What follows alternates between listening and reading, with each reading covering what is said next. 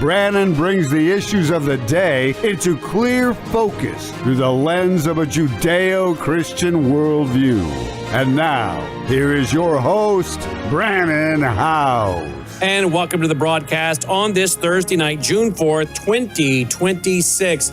We're going to have on Nick Hulscher tonight to talk about millions. In fact, here's a headline from the High Wire.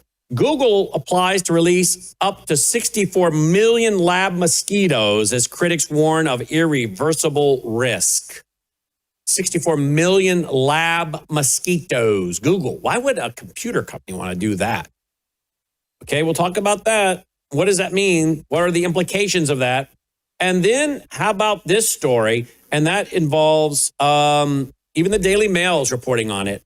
Outrage as scientists push to create ticks that spread red meat allergies. Red meat allergies. Isn't this biological terrorism? ? Oh, yeah, I know about this because I remember watching a news story a long time ago about a guy that was on vacation with his family that had a massive reaction. His throat was swelling and closing, and he almost died. I'll tell you tonight why he didn't die. These are big stories, very important stories. Then I want to have on Michael Weiner tonight because Jamie Dimon is pretty upset about the Clarity Act and these stable coins and is warning what this is going to do to banking and what could happen if this is not regulated properly. I want to ask him about the new chairman of the Federal Reserve, Walsh, what he's going to do with this. But we got a senator, I guess it's a Senator Loomis. She's saying that Jamie Dimon is either a guy that hasn't read the bill or he wants to mislead people. So there seems to be this back and forth going on in the nation's capital when it comes to the old system and the new system. I don't know. I want to try to fully understand it more. We're going to bring on Michael Weiner. I asked him to go study this some and help us break it down. We got some video clips to play by Jamie Dimon, that senator, and more tonight. Who knows what will come up along the way because the computer is here. We can bring up all kinds of videos as different things pop up in our conversation. All right. Oh, by the way, we're going to play up videos tonight. Dolly's first video reporting and telling you what it is like to be a studio dog. What is it like to be a studio dog? So our first filed report tonight by Dolly House, our studio dog. I'm not kidding. You're going to love it. There's going to be more of that, right, Logan? Yeah. Now, last night, I rang the bell last night when it came to talking about Farrell's ice cream. Somebody said, I didn't realize they had Farrell's out on the East Coast when you were living in the Northern Virginia area in the 70s, Brandon. Yeah, they did. I guess they were quite popular on the West Coast. But yeah, we had them out there. But I got a email from, I don't know how to say this person's name, but they said, hey, it's the zoo. A lot of you are trying to tell me that big thing that came out on the stretcher was called the zoo. R. Quinn wrote in that he would go to Sacramento Farrell's. And apparently, did you know there was a disaster? I want to mute that, see if there's going to be a commercial first. Well, it won't play it. Did you know that there was an airplane that crashed into a Farrell's? R. Quinn sent me that article last night. I think it was 1972. An airplane taking off ended up crashing into the Farrell's. It's horrible. I think like 22 people died. In fact, I think I got a little video of it here. Watch this. Here we go. 24th of September, 1972, the Golden West Sport Aviation Air Show was in full swing at Sacramento Executive Airport in Sacramento, California. Thousands of aviation enthusiasts had gathered to see aircraft, including military and experimental models, exhibited on the ground.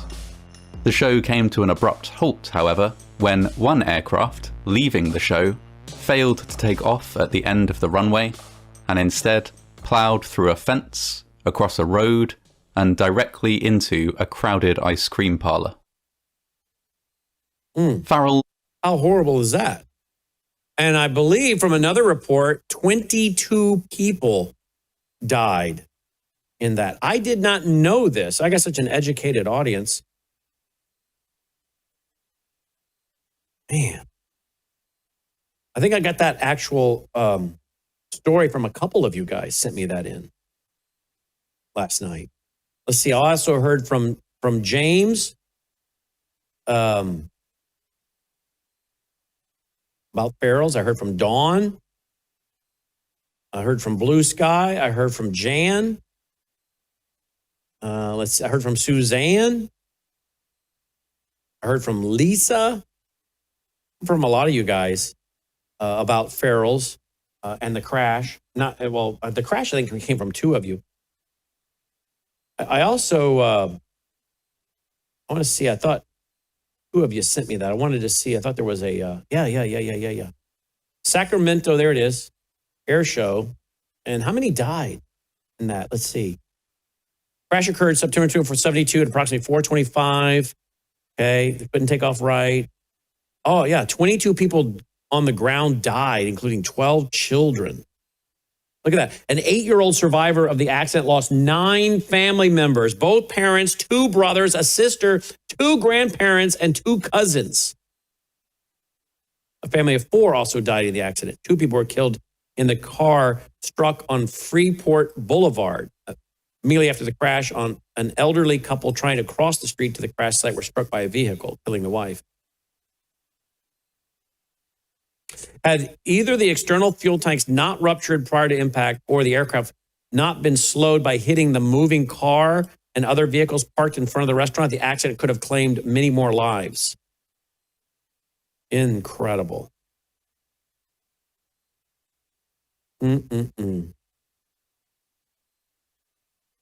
Wow. All right. Well, I got a lot of emails, and that's a sad story. I didn't mean to go down that road last night, but a lot of you, couple of you should say, sent me that story. But the bulk of you were sending me positive stories and how you remember going to ferals and you love it. And I was taking you down memory lane. Some of you were emailing me about Cool in the Gang, Cool in the Furnace, Cool in the Gang. That's a group. That song was made popular by The Price is Right. They played that one all the time. But yeah, a lot of you are emailing me about that you were in that. So anyway, a lot of you like it when I take you down memory lane. So good. I'm glad to hear that. We have to with all the serious stuff going on in the world. All right. Remember, we are a listener-supported network, but let's get ready to go to Nick Hulscher. So tweet, text, email, Facebook, Getter, Truth Social. Tell everybody that we're on the air. Remember, worldviewtube.com/sponsors. You know the sponsors. I'll roll through them real quick. Squish for Life. That's glutathione to detox your cells. Some studies show it may remove mercury from your brain, helping prevent Alzheimer's, dementia, and Parkinson's. I did it again. Parkinson's. And I'm not going back there. I'm sorry. Studies show it may remove mercury from your brain, helping prevent Alzheimer's, dementia, and Parkinson's. All right. I do take the Gatatana every day. I drink it with my dinner. Dolly gets a half a scoop on her food every morning. It is a powerful phytoplankton. Remember, the man that came up with it was given a terminal diagnosis. And what did he do? He started eating the plankton. He's like, what do I got to lose? I've got a terminal case. He starts eating it, and there was a story up there in Canada in the paper, man figures plankton stopped his rare cancer. And I'm telling you something, folks.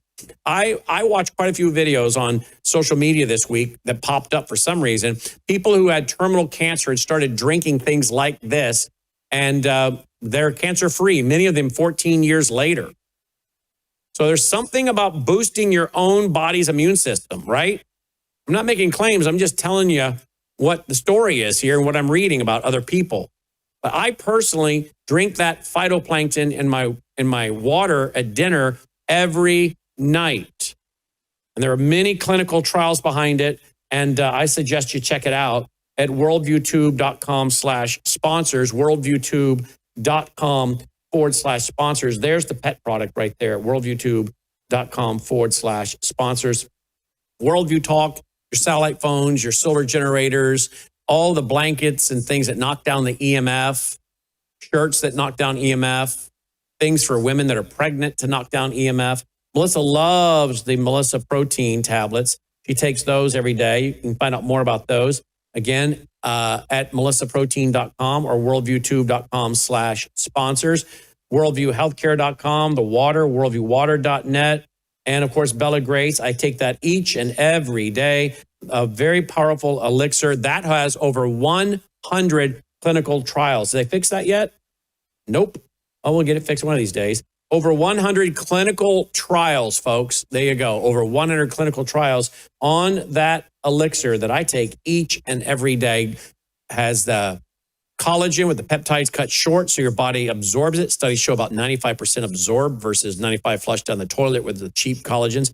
Cat's claw, that's an anti-inflammatory, and astaxanthin that takes on the free radicals, and that crosses the brain-blood barrier. So you got to check this out. I love it. Melissa loves it. We have a lot of you on subscription. You keep it. It has a high retention because it works. If it wasn't working for people, they would get rid of it, but it works, and that's why we all keep taking it, right? Worldviewtube.com/sponsors to find all those. Worldviewtube.com/sponsors. All right, let's get going. Joining me now is Nick Hulscher. Mosquitoes being dropped by Google. It almost sounds like something that's made up. Conspiracy theory, fake news, but I went and checked it out, and here we go. I think this is even ABC News reporting on this. Here we go. Google has put in a formal request with the U.S. government to release an army of 32 million sterile male mosquitoes to help lower the number of illness-spreading bugs in California and Florida as part of the company's so far successful program they call, quote, Debug. The mosquitoes are infected with a naturally occurring bacteria that cause a female's fertilized eggs to never hatch, hence reducing the mosquito population with each generation. The Environmental Protection Agency is reviewing the request and says it will issue a decision this week. Okie dokie. So I don't know. Why would a big corporation want to do that? And what about ticks making people allergic to meat? Is that a way to get people to stop eating meat? Well, we got two topics at least to cover with Nick Hulscher tonight from thefocalpoints.com and the administrator of the McCullough Foundation. Nick, welcome back. Thanks for having me. Lots of strange insect news, that's for sure. Yeah, there is. And I noticed, I went over there to the website of the government. Let's see, I have it somewhere here. And the government was even, it's right on a website, government website. It's not being hidden anywhere. Here we go. Summary. Do the old Control F, put in mosquitoes, MOSQUITOES.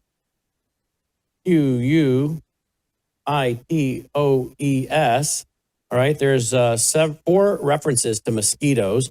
There's the summary. There's this, I guess, the application. This is with the regulations.gov. Go to the next reference to it. All right, here we go. We got a bunch of references here. So male mosquitoes, Google LLC is proposing to use up to 14 milligrams, is that, of the active ingredient. Now, what is this ingredient? What is this? I don't even know what that is. What is all that? Wolbachia. It's a certain bacteria found in some insects, but they intentionally insert it into male mosquitoes so when they mate with the females, the eggs don't hatch. So basically, they can't have offspring anymore. Okay. What if you get bit by several of those mosquitoes and you're a human male? No problem? Well, here's the thing. So there's male mosquitoes and then there's female mosquitoes. The female mosquitoes are the ones that bite. Google claims... I did not know that. Let's stop right there. The female mosquitoes are the ones that bite, not the male mosquitoes. Did you know that, Logan? I did not know that either, as Johnny Carson would say. I did not know that. Wow, look at that. How much we learn when Nick is on at night, right? Nick at night? Amazing. Keep going. We're learning so much with you, Nick. So it's only the females that bite. I'm just going to leave that right there. Yeah, so it's important to know. So Google wants to infect the males in their mass mosquito. Can we take the breeding. arrow off poor Nick's face there, Logan? Get your cursor off his face. There. That was just for me? Yep, thank you. All right, keep going, Nick. All right, all right, here's the thing. So a tech company, Google, they focus on web browsers, AI, other technologies. They should not be partaking and conducting one of the largest open air biological experiments in U.S. history, because that's what this is. So why is a tech company doing that? I don't know. And so they do plan to release 64 million, actually. It's not 32 million like many outlets are claiming. You counted up the numbers. It's 16 million per year over 2 years in both California and Florida. So we'll have 64 million. And yeah, these male mosquitoes are infected with Wolbachia bacteria. So they'll release them into the wild, and that will suppress the mosquito populations because their babies, they won't be viable. The eggs won't be viable. Now, here's where the risk comes in. When you suppress an entire species artificially, that's going to screw up the ecosystem in that whole area. So basically, birds, bats, frogs, fish, they all eat these mosquitoes. So you wipe them out, they're going to have one less food item, and that's going to screw things up. And it could be irreversible. So if it goes wrong, sorry, Florida and California, your animals may start to migrate to other places, and then you might have other invasive species come in to fill what Google just eliminated, and that could be even worse. And here's the thing that nobody realizes. While it may suppress those mosquitoes, they tested this out. Google did in Fresno in 2018. It suppressed the mosquitoes, but as soon as they were done dumping the mosquitoes, they all came back. And so what they require is a subscription service. Google wants these states, wants these corporations, these governmental organizations to subscribe to Google's mosquito releasing subscription service, because that's the only way it even works. Why would Google want to be in the business of a subscription for releasing mosquitoes in states? Don't they make enough money already? Why do they want to be in this line of work? Good question. It's very strange. Why is Google doing this? I thought they were a computer company. Yeah, they are. They have no business conducting large-scale experiments on U.S. soil that could affect anybody. It's absolutely crazy, and we hope the EPA does not approve of this. It's on their desk right now. In fact, tomorrow's June 5th. It's the last day to put your comments in on the EPA website to object to this. So all the listeners, go on the EPA website, go on that docket, and put your comments in, say you do not want this to happen. Why is Google making the health choices for entire populations, right? Nobody has a say in this. Who has a say in this? I'm sure the residents of Florida and California do not want 64 million bacteria-infected mosquitoes released. Yeah, 64 million. That's over the high wire. And that's because, again, if you total up the number of 16 million being released in Florida and California over the 2-year period, if you put the number together, I think 16 times 4 is 64. So there you go. Yep, 32 million a year across both states. And here's what the end goal is. The end goal is to get this operational in all states, right? So imagine Google gets all 50 states, and they get all of them on a subscription service to release mosquitoes. Imagine all the cash they're going to rake in. They would love it. And that will just decimate our entire ecosystem in the United States. And yeah, there you go. That's what they love. They love sitting water. So honestly, instead of Google releasing all of these mosquitoes, the 64 million, just make sure you don't have still standing water in your backyard, and they're not going to be able to breed very well. Use screens. Don't let them in your house. Don't leave the door open for long periods of time when they're out at dusk and dawn. It's absurd. It's absurd. We can just take conventional measures to stop this. But here's the other thing about mosquitoes. It's not just Google. Bill Gates is heavily involved in mosquito releases. He's the top funder, one of the top funders of the World Mosquito Program, which releases billions of Wolbachia-infected mosquitoes. Since the past 20 years, and they use Africa as test sites. Bill Gates has also funded the mosquito company Oxitec. They make GMO mosquitoes, and they literally use African villages as test sites to release these. Why do they always like to use the poor folks in Africa? They think they can get away with it. Don't they roll out tests over there all the time, hepatitis and all this other stuff? Oh, yeah, they tested many things. Also, Gates Foundation, Bill Gates, they did some weird things with chickens in Africa. They donated 100,000 vaccinated chickens, and Bill Gates claimed he could become rich. And he gave advice to these Africans saying they'll become rich if they become chicken farmers, while he donates all these vaccinated, contaminated chickens to them. So it's all sorts of strange things. And then Oxitec, that same company, they released millions of mosquitoes in Florida a few years ago, GMO mosquitoes. And so that's even worse than the Wolbachia infected ones. Hey, what do you think's going on? If you had to guess, why all of a sudden would these guys be interested in releasing mosquitoes? What, if you had to guess, I know it's a guess, what do you think they're really doing? Well, they claim they're doing it to reduce vector-borne diseases like West Nile and Zika and malaria and all those things. But here's the thing. When we look at Google's release, their rationale was to reduce West Nile virus, right? Guess how many cases there were in Florida in 2025? 6.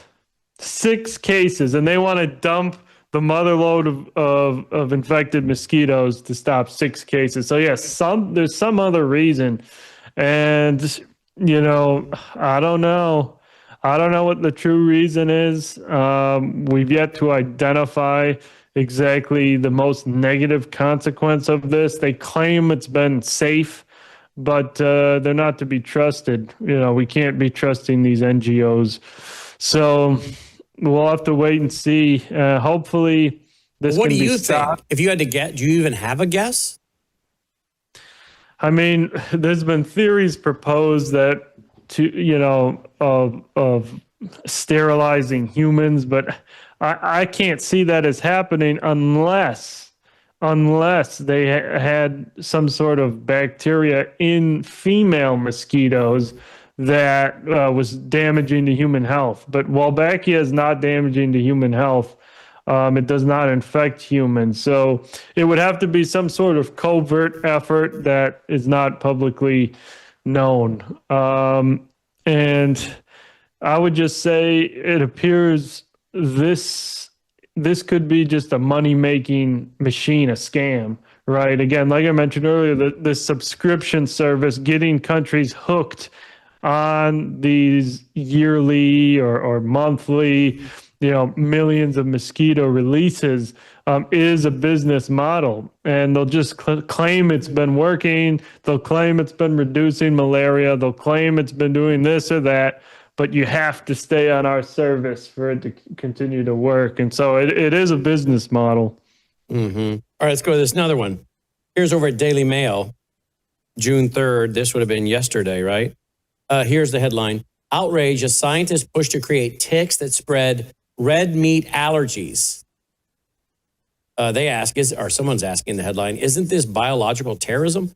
Okay, so tell me about this. I guess researchers from Western Michigan University published an inflammatory paper in 2025 making the case that society had a moral duty to spread ticks that were infected with or engineered to carry alpha-gal syndrome. And that, I guess, is a condition that people get through tick bites, causing victims to suffer allergic reactions with eating red meat, including beef, pork, and lamb and dairy and other products derived from mammals. But wait a minute. There's not going to be really anything for you left to eat. Because if you take out all beef, pork, lamb, dairy from food, what is there left to eat? other than vegetables. I mean, there's a lot of, there's meat and dairy, and I know people that suffer from, lactose intolerance or whatnot. They have to be very careful what they get, right? I mean, they can't get dairy. But you start talking about meat and dairy, there's meat in so much that even the process, some of the food that you don't think of has got meat in it as part of the process. Well, I'll tell you what remains after the alpha-gal disease skyrockets. Fake meat. And people can't eat meat. Fake meat, Gates-funded, lab-grown meat that won't contain alpha-gal through Upside Foods. They'll be able to engineer it to not contain it. Again, grown in a test tube. And then they'll also have Beyond Meat, all this soy-based garbage that you'll be able to eat, and that'll be your only choice. Now, here's the thing. Alpha-gal syndrome has skyrocketed 10,000% in the past 10 years. So something's going on that is causing a drastic increase in alpha-gal syndrome. And so literally, what it is the ticks, the Lone Star tick specifically, it bites you and it installs alpha-gal. And this is literally just a sugar molecule found in all mammalian meat products. So it gets that in, but then it causes some sort of immune response. And your body makes these antibodies against alpha-gal when it bites you. So the next time you go eat meat, steak, chicken, pork, any of this stuff, you go eat it, about 3 to 6 hours after you eat it, you could get anaphylaxis, hives, swelling, inflammation, and other debilitating symptoms. Okay, wait right there. You can die, okay? Your throat could swell and you can die, right? Yes, you can die, unfortunately. And then this is where it gets disturbing. There's multiple bioethicists, which honestly is now masquerading as bioterrorists with these certain individuals, at least seemingly so. Two of them in that peer-reviewed paper by Western Michigan University professors, and then there's another bioethicist, a professor at NYU. All three of these individuals have called for genetic modification of Lone Star ticks using CRISPR to better infect humans or to better give humans alpha-gal syndrome. So they want to intentionally modify and release Lone Star ticks to give people meat allergies. And in that peer-reviewed paper, they call it moral bioenhancement to stop people from eating meat, and they call it morally obligatory to release GMO ticks into the wild. So that, in my opinion, is bioterrorism, just masquerading as bioethics. And so they're talking about it. They're calling for it. Is it happening? We have farmers reporting boxes of ticks. We see some reports of tick releases from aircraft. None of those can be fully verified yet. But we do know in the 1960s, the U.S. Army released over 200,000 ticks into the wild for biological weapon purposes to see how the ticks would spread. And over 100,000 of them were Lone Star ticks. So the Army released it before. The bioethicists are calling for intentional release of them. And Bill Gates is funding GMO ticks. He's literally funding them through a company called Flitter to make some sort of self-limiting cattle tick. And then the fourth component is the fake meat. They need to increase the sales of the fake meat. So all of this combined indicates to us that something's going on, and there may be some bioterror-related activities resulting in the 10,000% rise in alpha-gal syndrome. I saw a story several years ago. I wish I could find it again. There was a gentleman that was on vacation with his family. He I guess, had gotten bit by a tick. Obviously, I guess that's how he got it. And they went to dinner. He had a steak. They went back to their room. And a few hours later, he went into anaphylactic shock. Oof. His throat started to close. The mother, I saw the news story. It was on a TV news story several years ago, 3, 4, 5 years ago, I saw it. The mother grabbed the EpiPen that she had for her son's allergies and used it on the husband, and that saved his life. And I think the moral of the story was if she had not had that EpiPen, he would have died. We also have another story here of a New Jersey man, death, first one to be tied to the tick-related meat allergy. That was from back in November of 2025. We also have stats here from the CDC.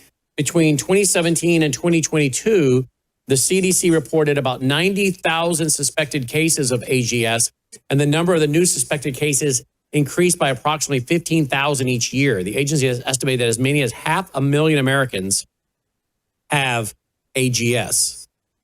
And that's increasing drastically each year, right, Nick?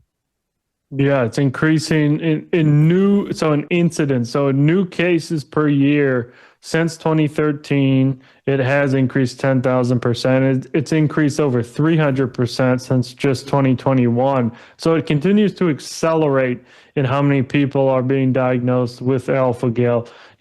Some claim it's from just increased testing, which will play a role. And then some claim it's from climate change, but I don't buy that. Some claim it's from, more deer populations, white-tailed deer migrations. But, this is all stuff people would say if they were intentionally releasing them. Mm-hmm. And so, yeah, we can't just brush the scenario aside that they're releasing them. We can't brush it aside, given that these professors are calling for it specifically. Mm-hmm, mm-hmm. My wife has, celiac and is very allergic to fertilizers and pesticides and chemicals. And so we have, for years, a lot of people in the South have pest control at their house. They pay, in every quarter, they get a pest control treatment. I'm sure in the southern state you're in right now, they do that down there. But we don't. We, for years, have not had any pest control, not inside for sure, but not outside either, because of the level of allergy she has to those kind of things. I mean, she goes into a restaurant and she can come out of that restaurant coughing like she's a smoker with a wet smoker cough. And that's just from going into certain restaurants. There's something that's in the air that's irritating her. She walks into a house that has any kind of mold in it, and within minutes, she's coughing and getting a headache. She's very allergic to this kind of stuff. So for that reason, her doctor, because even if she gets the wrong kind of lettuce, her lips will go numb. Wow. We're at a restaurant, she gets the wrong kind of lettuce, her lips will go numb, and then her throat tightens. So for that reason, the doctor also has prescribed, because of all these different allergy things, and we've different things that affect her differently, and the throatness and the tightness in the throat and stuff kind of is with various things. So we have to be really careful. And her doctor, some time ago, prescribed her with an EpiPen. But we're kind of she needed to use it? So far, not. But there's been a few times we were like making sure we knew right where it was. But I'm thinking, when you think about that young boy, he had an EpiPen that his mother used for whatever his allergies were, his risk of that needing one. But yet the dad was able to use it. The wife was able to use it on her husband, the boy's father, to save his life. I mean, we're kind of getting to a point where maybe, I'm not a doctor, I don't give medical advice, but we're to the point now where maybe families need to start thinking about keeping an EpiPen around. Because it's always good to have. How do you know when you've been bit by a tick and then you have meat and then, oh, wait a minute, I'm having a reaction here 2, 3, 6 hours later? Well, good luck. Hope you can get to the hospital in time if yours is so severe your throat starts closing, right? So yeah. Yeah, no, I agree. It would always be helpful to have an EpiPen on hand, just in case. Just in case, because especially if you go out traveling, right? If your throat starts closing up when you're in the woods camping, you could be dead pretty quickly. Yep. Nobody's going to come save you. So yeah, it would be a nice thing to have for sure. Mm-hmm. And by the way, you can get them at worldviewhealthcare.com if you want to throw them up there, Logan. Go to worldviewhealthcare.com. And I got a clip I want to play on this from RFK Jr. But let me show the audience where they're at. Worldview Healthcare. We got our doctor to give her one, prescribe one. You got to have a prescription. They're not cheap. I don't know what the wellness company's selling them for over at worldviewhealthcare.com. Here we go. Look at this, worldviewhealthcare.com. You go to the homepage, worldviewhealthcare.com, scroll down the page. That one right there, it shows an EpiPen right in the front. Okay, that's the kids' emergency kit. And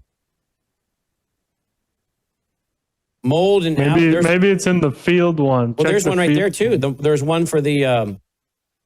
There was one in there for the mold and allergy emergency kit has one right there. So again, that kit. Oh, that's sold out already. Look at that. Oh, I guess you're gonna have to wait and try to wait for those to come back in. Let's see the kids emergency kit. That looked like that had one. That's sold out. That's sold out. What about the rugged, the wartime one? The field emergency kit? Let's see. Yeah. Logan, can you help me out in there? Does that have, I bet you, yeah, that's got an EpiPen in it. I just saw it. Yeah, there it is.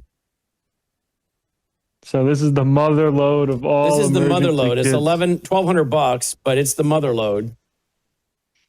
So there you go, folks. Right now, they're sold out of them, but there they are. There's the EpiPen. So otherwise, get a hold of your doctor. You might want to ask your doctor if he would prescribe one. And hopefully worldviewhealthcare.com will get them resupplied. But yeah, we have one. Now, we probably should have more than one. But yeah, thought the day I've eaten steak in the last few years. And not every time I eat steak do I think about it. But there are times I've eaten steak during the summer months and think, I sure hope I haven't been bit by a snake. I hope I haven't been bit by a tick and didn't know it and now eat this steak. Well, listen, since I've been reading about it, researching it, I feel the same way. I'm like, man, maybe I am allergic now to the meat, But see, that's the problem. Then now we can start to have, if we read too much into it and always think about it, we could have these nocebo, placebo effects of actually tricking our body into thinking we're allergic and we'll actually have symptoms. So, for anybody that is concerned that they have it, you can get tested to see if you have those elevated alpha-gal IgE antibodies, and that will tell you. Yeah. Well, of course, if you break out a big old rash, I'll show you some pictures here in a minute, or your throat starts to close after you've had a steak or meat, that's probably a pretty good sign. Oh, yeah, exactly. No, you'll know. You'll feel terrible every time you eat the meat. And then, Bill Gates has you as a customer. On that lab-grown meat, right? Yeah, lab-grown and soy meat. Some soy boys. Let's see what RFK Jr. says about this. Here we go. One of the tick-borne disease besides Lyme that is of great concern to the American people, an increasing concern, is alpha-gal. And alpha-gal, which is another science fiction nightmare. You get one bite from a Lone Star tick, and you could have a lifetime allergy to red meat. And I was surprised to learn on my trip to visit the Wampanoag for the Indian Health Services this fall that 50% of the population of Martha's Vineyard now has alpha-gal. Wait a minute. 50% of the population of Martha's Vineyard? Yeah. Yeah, I've seen those reports. So, it's like, is this really from just deers migrating? I doubt it. Doesn't seem like it. No. All right, let's see what else he says. 50% of the population of Martha's Vineyard now has alpha-gal, including most members of the tribe. And By controlling the breeding on the deer, we also can control alpha-gal as well. We're also working on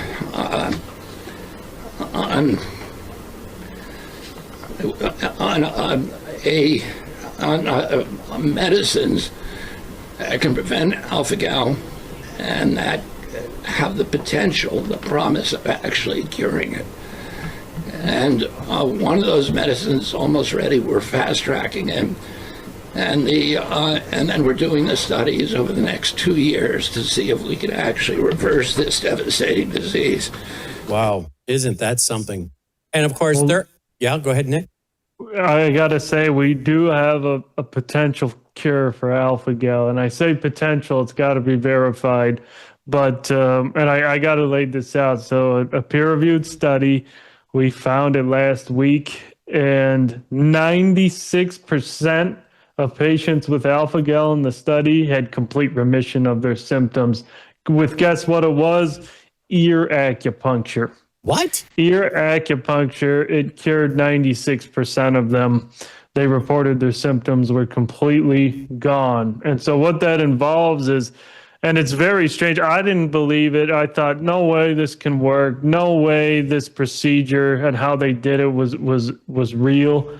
But 96% you can't argue with. So what they did was they had a vial of containing alpha-gal, and the patient would touch just the outside of the vial. They would use some sort of electrical detection device around the ear, and they would see which one has which area on the ear has the highest signal while you're touching that vial. They find the spot. They put a small needle into that spot. They tape it. They leave it there for 3 weeks. When the 3 weeks are gone, they take the needle out, and 96% of them could eat meat again. Isn't that something?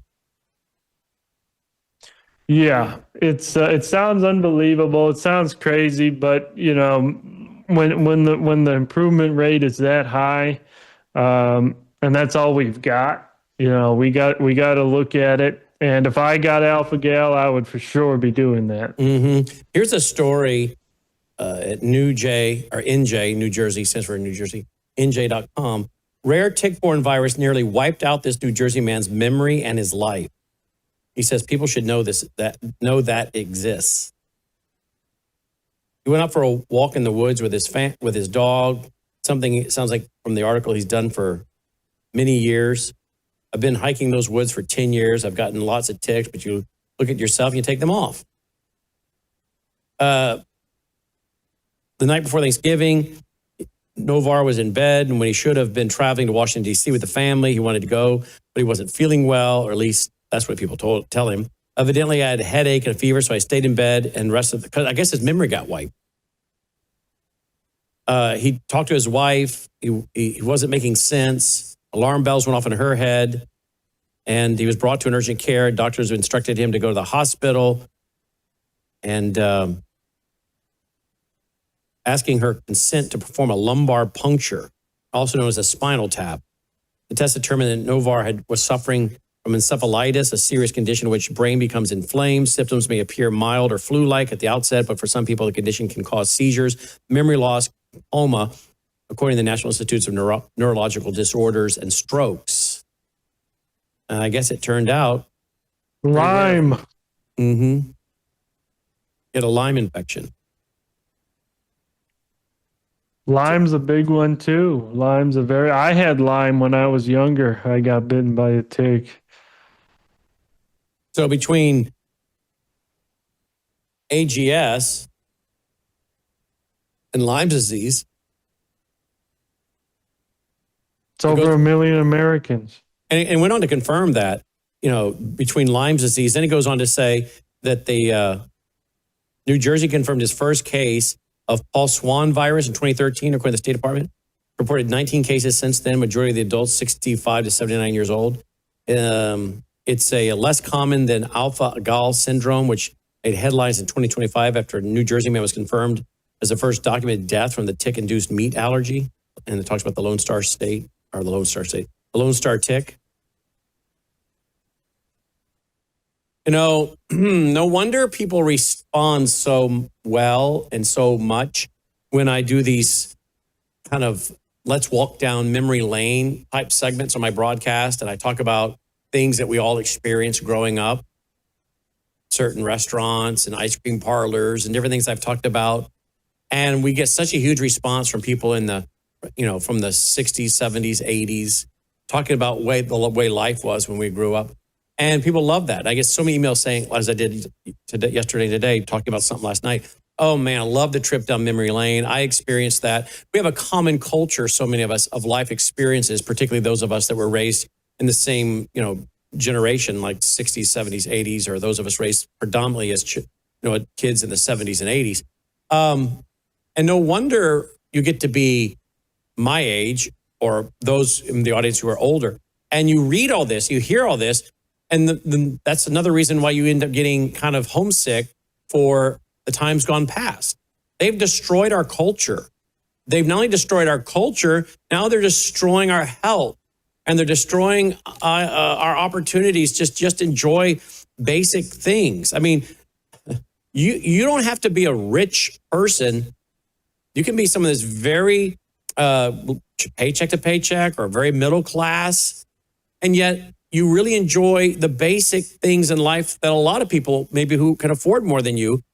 And those are things like what we all experience: a picnic, going outside, walking in the woods, going hunting, walking out into nature. They say the best things in life are free. Well, now a lot of the things you wanted to do for entertainment that are free, you get bit by a tick and now you're in big trouble. But another thing we used to, all of us would enjoy across all basically people groups and income is enjoying grilling out. Whether you're talking about hamburgers, cheap ground beef, or a nice steak. They're what was that saying by the World Economic Forum? By 2030, you'll own nothing and be happy. By 2030, you won't be able to do anything and be happy. They're taking everything from us. You telling me that I'm going to get bit by a tick and can't enjoy a cookout of hamburgers? I can enjoy an old-fashioned 4th of July cookout and have hamburgers? I mean, they're taking everything from us. Yeah, no, the weekend barbecues, that's like my favorite time of the weekend. And Yes. so I do not want that to be taken away from me by bioterrorists, that's for sure. So I would call for the FBI to start to investigate these so-called professors and any other biotech companies or laboratories working with ticks, particularly the Lone Star ticks. They should be seriously investigated. And but yeah, you're right.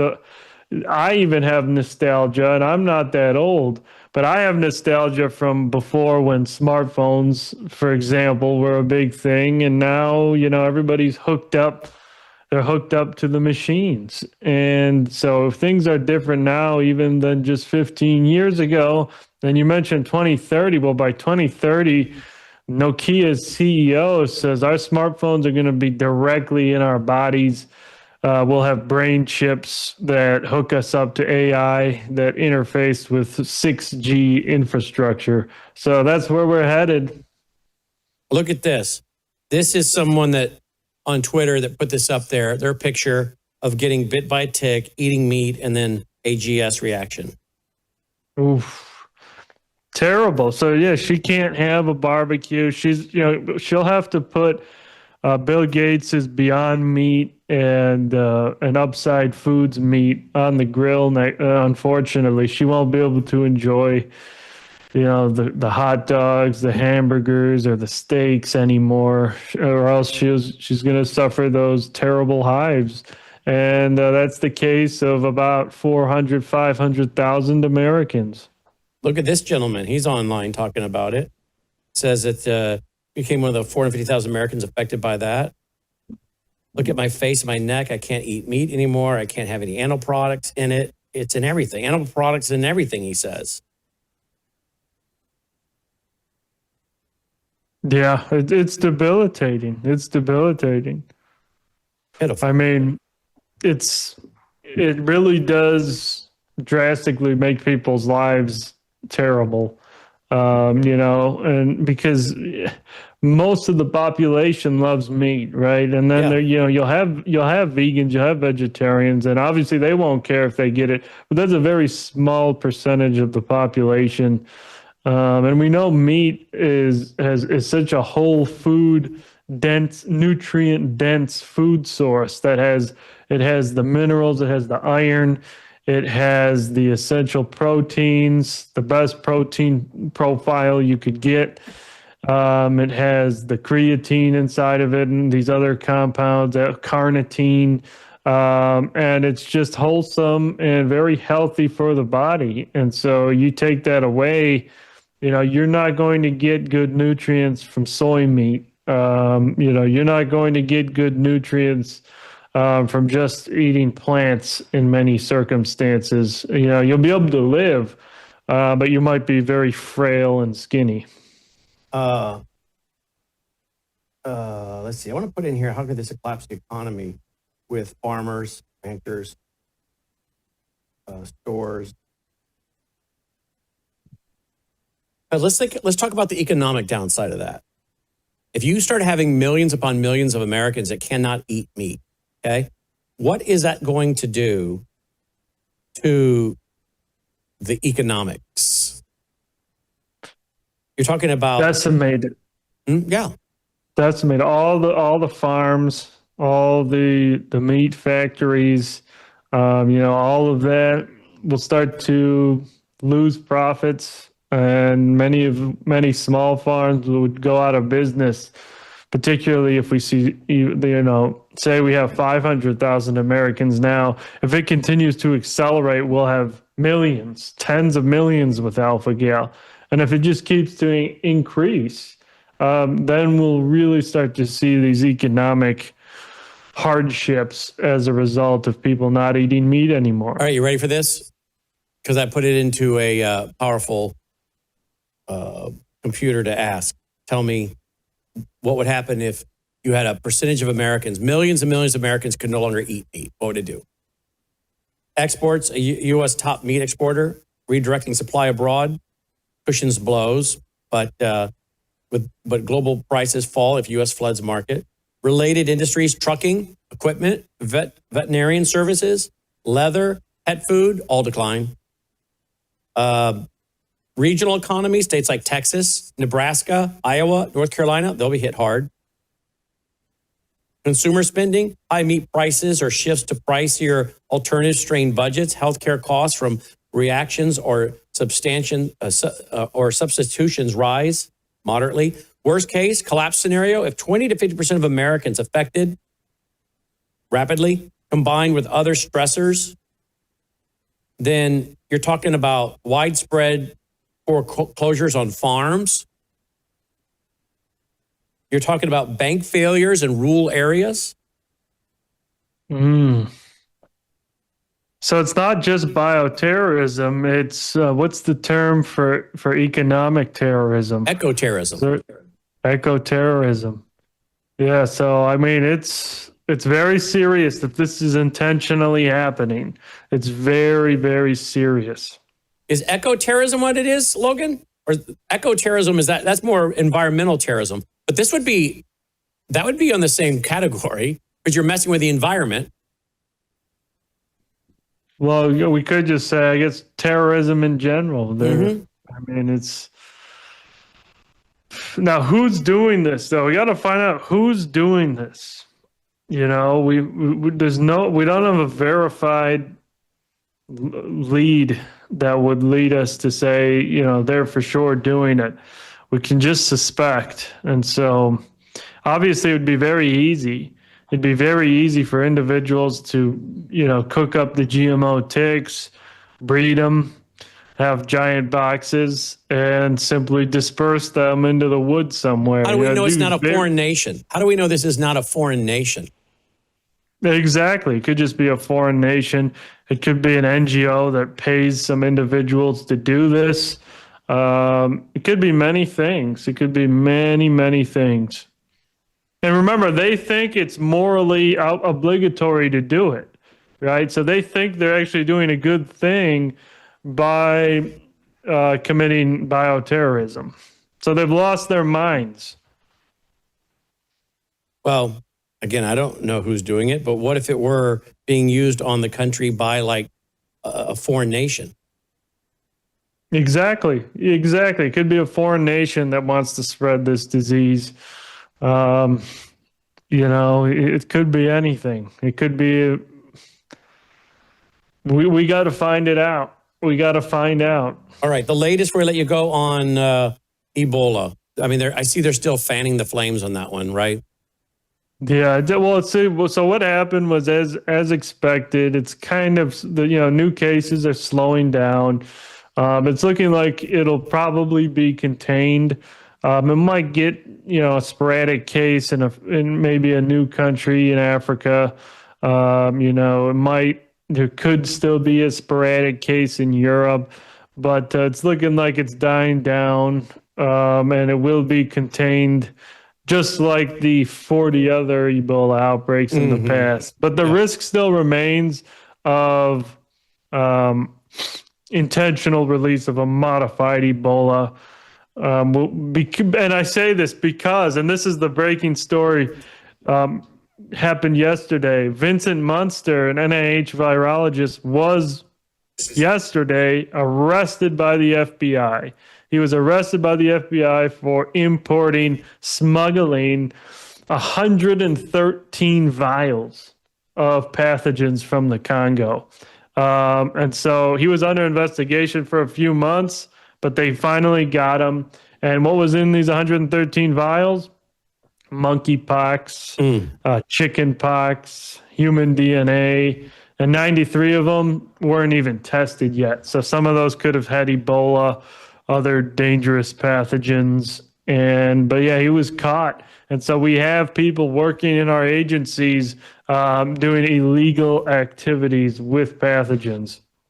All right, I did find a quick video. Joe Rogan talking to Congressman from Tennessee here, Burchett, about this. Tim Burchett, listen to this. Really crazy. And ticks. Watch that thing. The tick thing is nuts. Yeah, especially because of meat, because of Gates. Well, there's Bill boxes Gates, people mad. are finding. I don't know if this is true because I've seen many reports on it, but I'm just going to say what I saw. That farmers and ranchers are finding boxes of ticks on their property.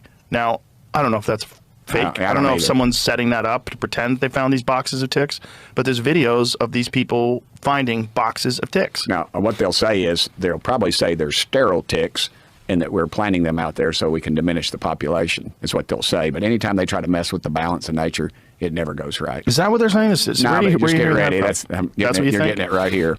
I don't believe you have a right to go to someone's property and drop off sterile ticks. No way in hell. That's crazy either way. But I have a good friend of mine who got bit by the Lone Star tick and has that alpha gal problem. Yeah, a guy came out of my house yesterday looking at putting gutters up at our house. And he said, and I said, you did what? He goes, yeah, I can't eat any meat produced by a mammal. Yes. I was like, yeah. So my buddy, he had it, and my friend Evan, so he had it for a little while, and then he did a bunch of treatments and got off of it and then started eating steak again. And he was fine for about a year and a half, and then it came back stronger than ever. And he just can't shake it. It's been around that long. So he can only eat eggs. He's basically eating eggs and vegetables. That's all he's eating. And every time he tries to deviate, he has a horrible reaction. It makes, for people that don't know, it makes your body allergic to red meat. Right. And who has got genetically made meat now? Yeah. Bill Gates. Yeah, well, they're doing things with mosquitoes, and they're messing around with nature in a way that no one's given you permission to. The general public does not want you doing this. If they could vote on it, they'd say no way. Oh, there you go. But when do we get to decide anything, right? When do we? We don't get to decide anything anymore. It's just governments, forced upon us. Yup, forced upon us. Forced upon us. It's a travesty. We have Google, we have ticks, we have mosquitoes, we have everything you can think of now. These corporations are doing something nefarious. Nick Hulscher, you want to follow him on Twitter? Let me give you his Twitter handle here. I'm going to go right to the website. Nick Hulscher, here we go, or to his own Twitter feed. Nick. Hulscher. Let's see. Why are you not popping up here, Nick? There he is, Nick Hulscher. Let's see, Logan. Why am I still not finding his main Twitter feed? There. Oh, did they shadow ban No. I found again? you. I found you. Just took me a minute. All right, there we go. Now let's show it. At Nick Hulscher. He about had a heart attack there, folks. Look at that. He's at 255,000, almost 256,000. No wonder he got nervous. He doesn't want that going away. At Nick Hulscher, at NICHULSCHER. And he's also at thefocalpoints.com. He's the administrator of the McCullough Foundation. And usually when we have Nick on, we go viral. We had a clip last week go viral. How many, Logan? Nick had one that got like over, I think, 1.6 million. Oh, yeah, 1.6 million. But across platforms, probably over 2 million. That was on the ivermectin cancer paper. Was that any of our stuff, Logan? Yeah, it was a clip from our show. 1.6 million plus from our show. Amazing. Every time. And I'll guarantee you these tick ones, especially the ear acupuncture clip, it's going to get over 100,000. I'll almost guarantee it. Yeah. Nick and I, we always go viral. The CDC should be shutting us down. We're viral. They should be locking us down and quarantining us. We're so viral. Oh, yeah, exactly. They should be shutting us down. You know, FBI. That's Nick laughing right there, Logan. That's Nick belly laughing right there.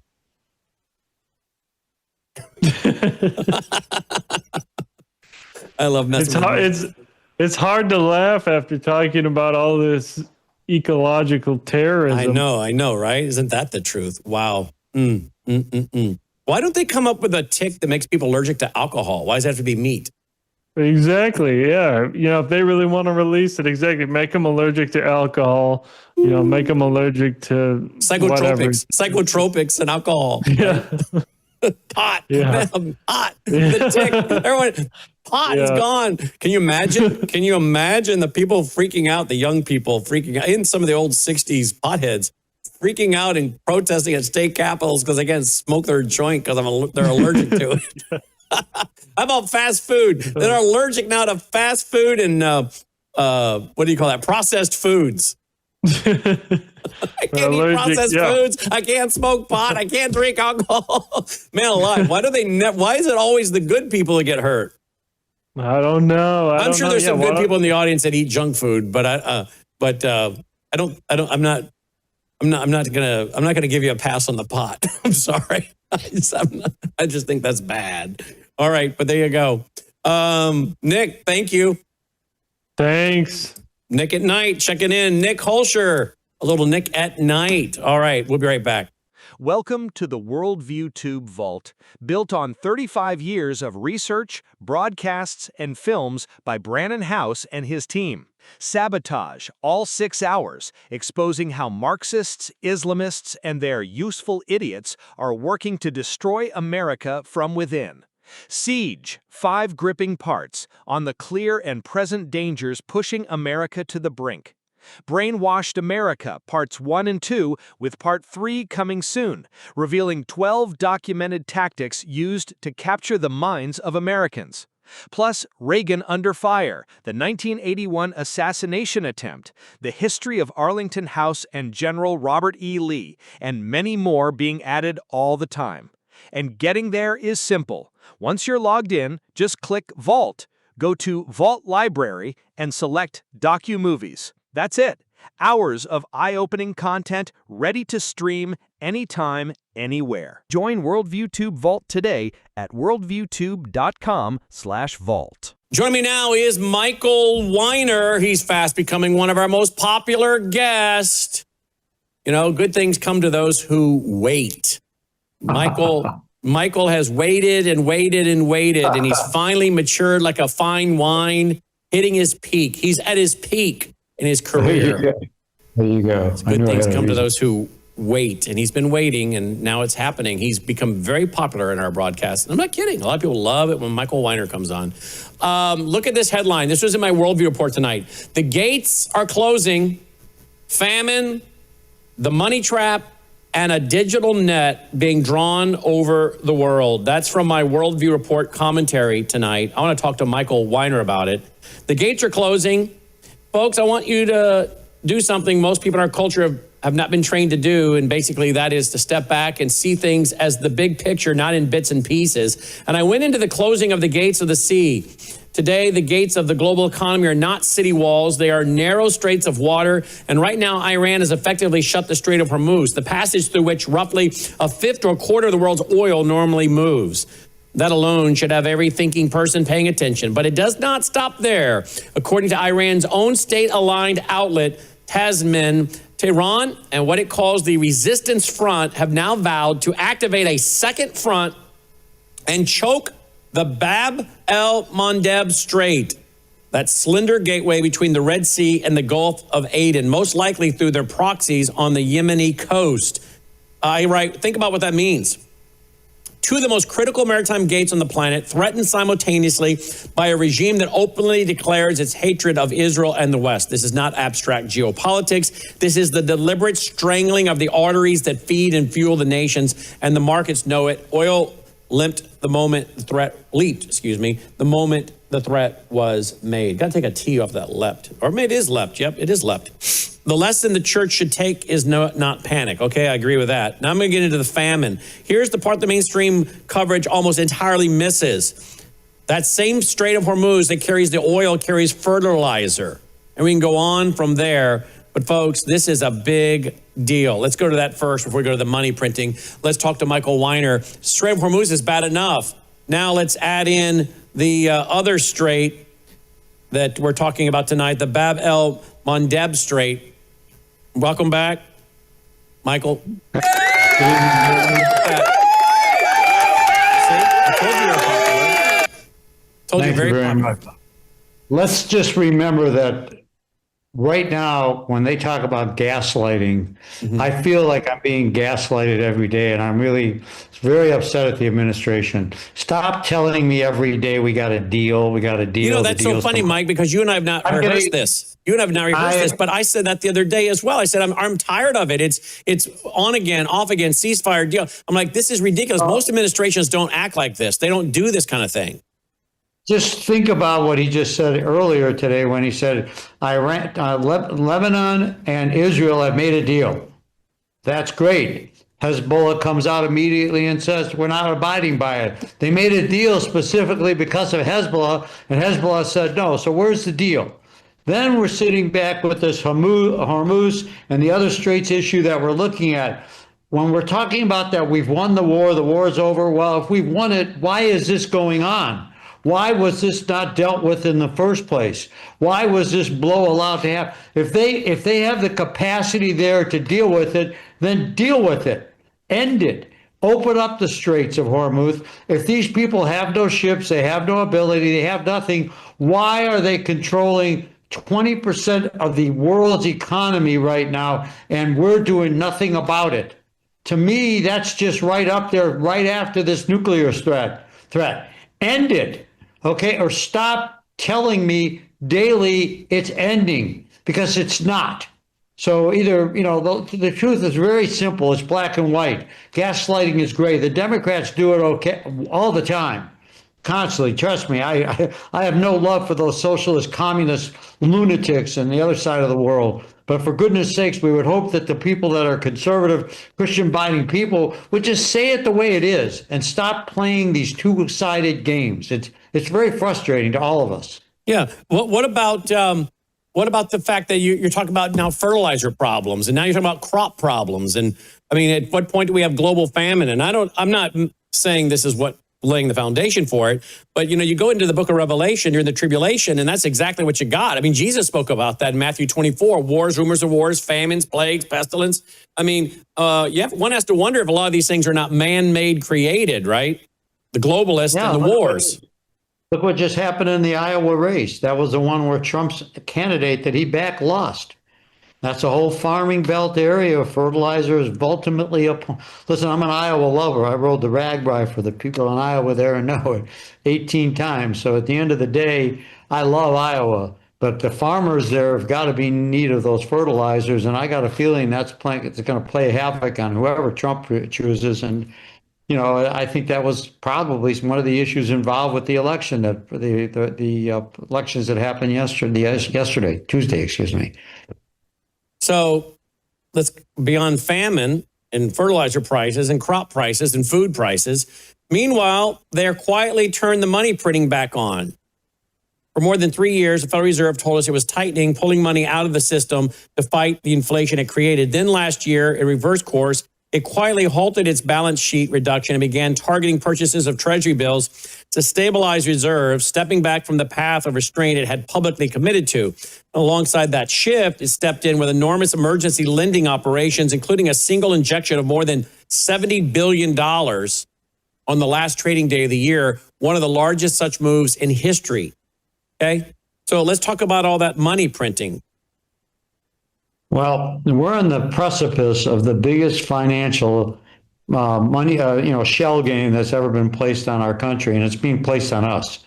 The currency situation and the debt and this crypto and the restructuring of the world, which we're going to go into, the digital and everything a little bit later. Understand the fact they have to somehow keep the balls juggling up in the air. They have to keep all these balls up.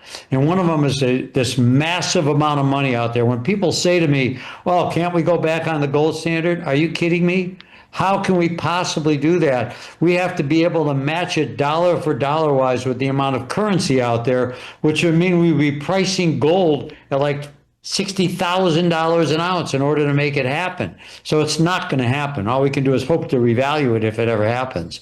But at reality right now it's to me a shell game of currencies, bonds, all leading up to the big potato at the end of the table, ladies and gentlemen, and that's the digital currency, digital money, new world monetary order that the elites in this country are going to dump on us, and it's going to be a hit that none of your financial planners are going to tell you about. You'll take a hit.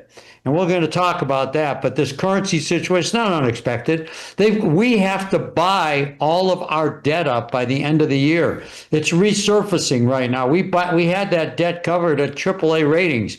Now we're AA rated because of Biden. And right now, nobody wants our debt. So who's going to buy it? We are. And who is us? The United States of America, us, the people. We are the suckers who, again, will be financing the irresponsibility of all of our politicians, Democrats and Republicans, who spend our money like drunken sailors. And their solution is to keep printing, like we accuse the Democrats of, as a means of offsetting the reality of we're going into an abyss. And sooner or later, we're not going to get a rope to get out. Listen, this is Jamie Dimon now. I want to talk about, go back to the Clarity Act. Jamie Dimon, this is going viral, last few days. Watch this. Right. All right, come on. Why is it not playing? Here we go. It could be anyone's wallet, and it goes to a third wallet, a fourth wallet. So the first one may be legitimate, second one may be a sex trafficker. So, this is complicated, and the government needs to do it thoughtfully. If they don't do it thoughtfully, it'll be a huge problem. So are you happy with the way the Clarity Act is turning out? No, because it allows them to effectively pay interest on deposits, stable coins or something like that, without the protection that they should have. And it doesn't do anything for AML-BSA. It has almost no legal protections. So no, the banks will not accept it that way. And the ABA, the small banks, the credit unions, it's not just the big guys. I'm not worried about stablecoin, but if it happened, I'm telling you, I would have nothing to do with it, and it would eventually blow up on its own. Okay, but that's my personal thing. But I do understand the concern of all the other banks. So, well, the markup is coming. I mean, what are you going to do about it? It is. We'll fight it. If we lose, we lose, and we'll live. Okay. But it will be fought. This will not be. No one's going to bow down to this guy, okay, or that company. And he's the only one, and he's spending hundreds of millions of dollars in Washington. This thing. He said he's representing the whole. He's full of shit. Well, we're going to watch that one. Yeah. Wow. Well, I mean, this is turning into a big fight between the whole, each industry. And you're talking about blockchain and getting blockchain out. But we do blockchain. You've been doing that for a long time. We have connections. We have we're going to do it. I think it's a legitimate technology. I think stablecoin can be a legitimate payment system. All right. So Jamie Dimon is not a happy camper. Now, we had a U.S. senator responding to him, basically telling him, I'll play it in a minute, that he either is being, not honest, he's misleading people, or hasn't read the bill. Why is Jamie Dimon so upset about this, Michael? Well, we are on the precipice of the third major financial reset in America. And I'm saying this today on TV. And I've always been right, Brandon, through the years. I've warned before we did it's true. It's true. Let's go back to April and April and March. So he's always been right, Logan. That's right. Right now, I am 100%. Listen, when you go back to March and April, and I said when the Genius Act passes, watch the downswing that goes on. And what happened? The Clarity Act and everybody rushing to digital currencies and all of this activity. Now, here's the big thing. In 1933, we did a show recently about the complete wiping out of an entire generations of wealth in America. And it wasn't done in years. It was done in a day by Roosevelt when he changed the gold standard, literally didn't go off gold, but literally changed our currency, devalued our money, made gold illegal. Then we had Nixon, who illegally, and on the own video that you show the night that Nixon announced it, and you still have that video, it said right there, I am temporarily taking us off the gold standard. Well, guess what? That was temporarily 55 years ago. Why are we still temporarily still off of it? And then we're coming up to the biggest financial marathon of wealth redistribution and changing of currencies that we have ever seen in our lifetime. It's going to involve AI, it's going to involve digital, it's going to involve crypto, and it's going to involve the banks. And the problem is, out of all of this, when this all shakes out, Jamie Dimon doesn't like this because the banks want to create their own digital banking world. They don't want to be told what to do by the stablecoin people or the government or the Clarity Act boys or the AI guys or the Coinbase guys that Jamie Dimon just said the S word about. They don't want that. They're fighting over it. Then you got the government who's trying to play into the whole cryptocurrency war and the cryptocurrency and digital war by trying to legalize it. Then I hate to say this, and listen, I'm a Republican, I'm a Reagan Republican, but I do not like the fact that the president and his family are huge investors and they see their future wealth in the crypto market and they're huge in it. So they're in it. Everybody's in it except the American people. And what's going to happen is coming up to this debt situation as it all falls available, as it all comes in on us. They're going to turn around, the government will turn around and say we all have to tighten our belt and we have to swallow up what's necessary to deal with this maybe by that time, like $41 trillion in debt. We have to devalue our money because when they go digital, it's going to be devalued in banking, devalued in crypto, devalued in digital. It's like a monopoly of insanity. And guess what? For all of you people out there listening right now, understand they're going to tell us to tighten our belts. We are going to tighten our belts like we have to watch them waste money, allow fraud to get committed. Can't they even, for goodness sakes, make sure if they spend money, it's being spent properly? No, they just send a check out. And guess, we are going to pay for all this. They expect us to pay for the fraud that they did against us. They want us to pay for the debt that they wasted, and they want us to pay for it. They're going to pay. They want us to suffer the consequences on our finances, and they want us to deal with it because we need to tighten our belts. Literally, there has to be some sort of day of reckoning on our end to start getting people in office that are financially responsible, not just people who have a familiar name or face, not accepting situations like in California where elections go on in 3 weeks. They can have an election end in India overnight, but we can't do it here in California. Why do people take 3 weeks to do something? To cheat. Why not? I lived in California. You can roll in from Alaska and go vote there. It's crazy. Let me just leave you with this, that if people do not recognize what's going to be happening in the months ahead and properly protect themselves, you are going to take a financial hit like those people took in 1933. And some of you that think the world's wonderful and your financial planner is doing a great job is the same thing as a person that called me up and said, oh, goodness, my financial planner said I shouldn't buy gold. He's selling me gold and I'm going to own physical gold. And I said, what are you going to own? She said, ETFs. I said, do you know what an ETF is? It's an exchange traded fund. You don't own gold. You're betting on the price. All they're doing is making sure you own it. Okay? So making sure that you don't do business elsewhere. If you're going to do something, own the physical market, with or without Swiss America. You have an opportunity right now to protect your assets, and one of the biggest things hanging out in revaluation will be retirement plans. All you people with IRAs, 401ks, guess what they're going to do? Because they know that the baby boomers and the wealth that's in here is the largest this country's ever seen retiring right now, and understand the fact that they want to get their hands on those trillions of dollars in retirement money. So if they can't create a chaotic situation, what came out of chaotic situations in America, ladies and gentlemen? TSA. Are they doing a great job right now? We could probably replace them privately and save a fortune. But they'll turn around and say, we need to nationalize your retirement money. We need to take control of it, Mr. and Mrs. Smith. We're going to do a better job of making sure, and you won't lose your money. We're going to handle it for you.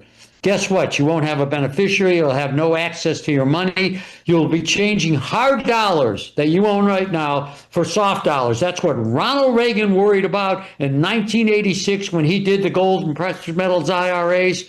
And Chris and I deal every day with people that we're talking to. And then, well, I talked to my financial advisor. Please, okay? If you're talking about degrees in history, I think I can match it. Okay? So could Chris. But that doesn't make us geniuses. What makes us geniuses is serving you. This is your money. And if you don't pay attention to your money and you assume some other genius is going to take care of you, you're going to be just like the Jews in Germany.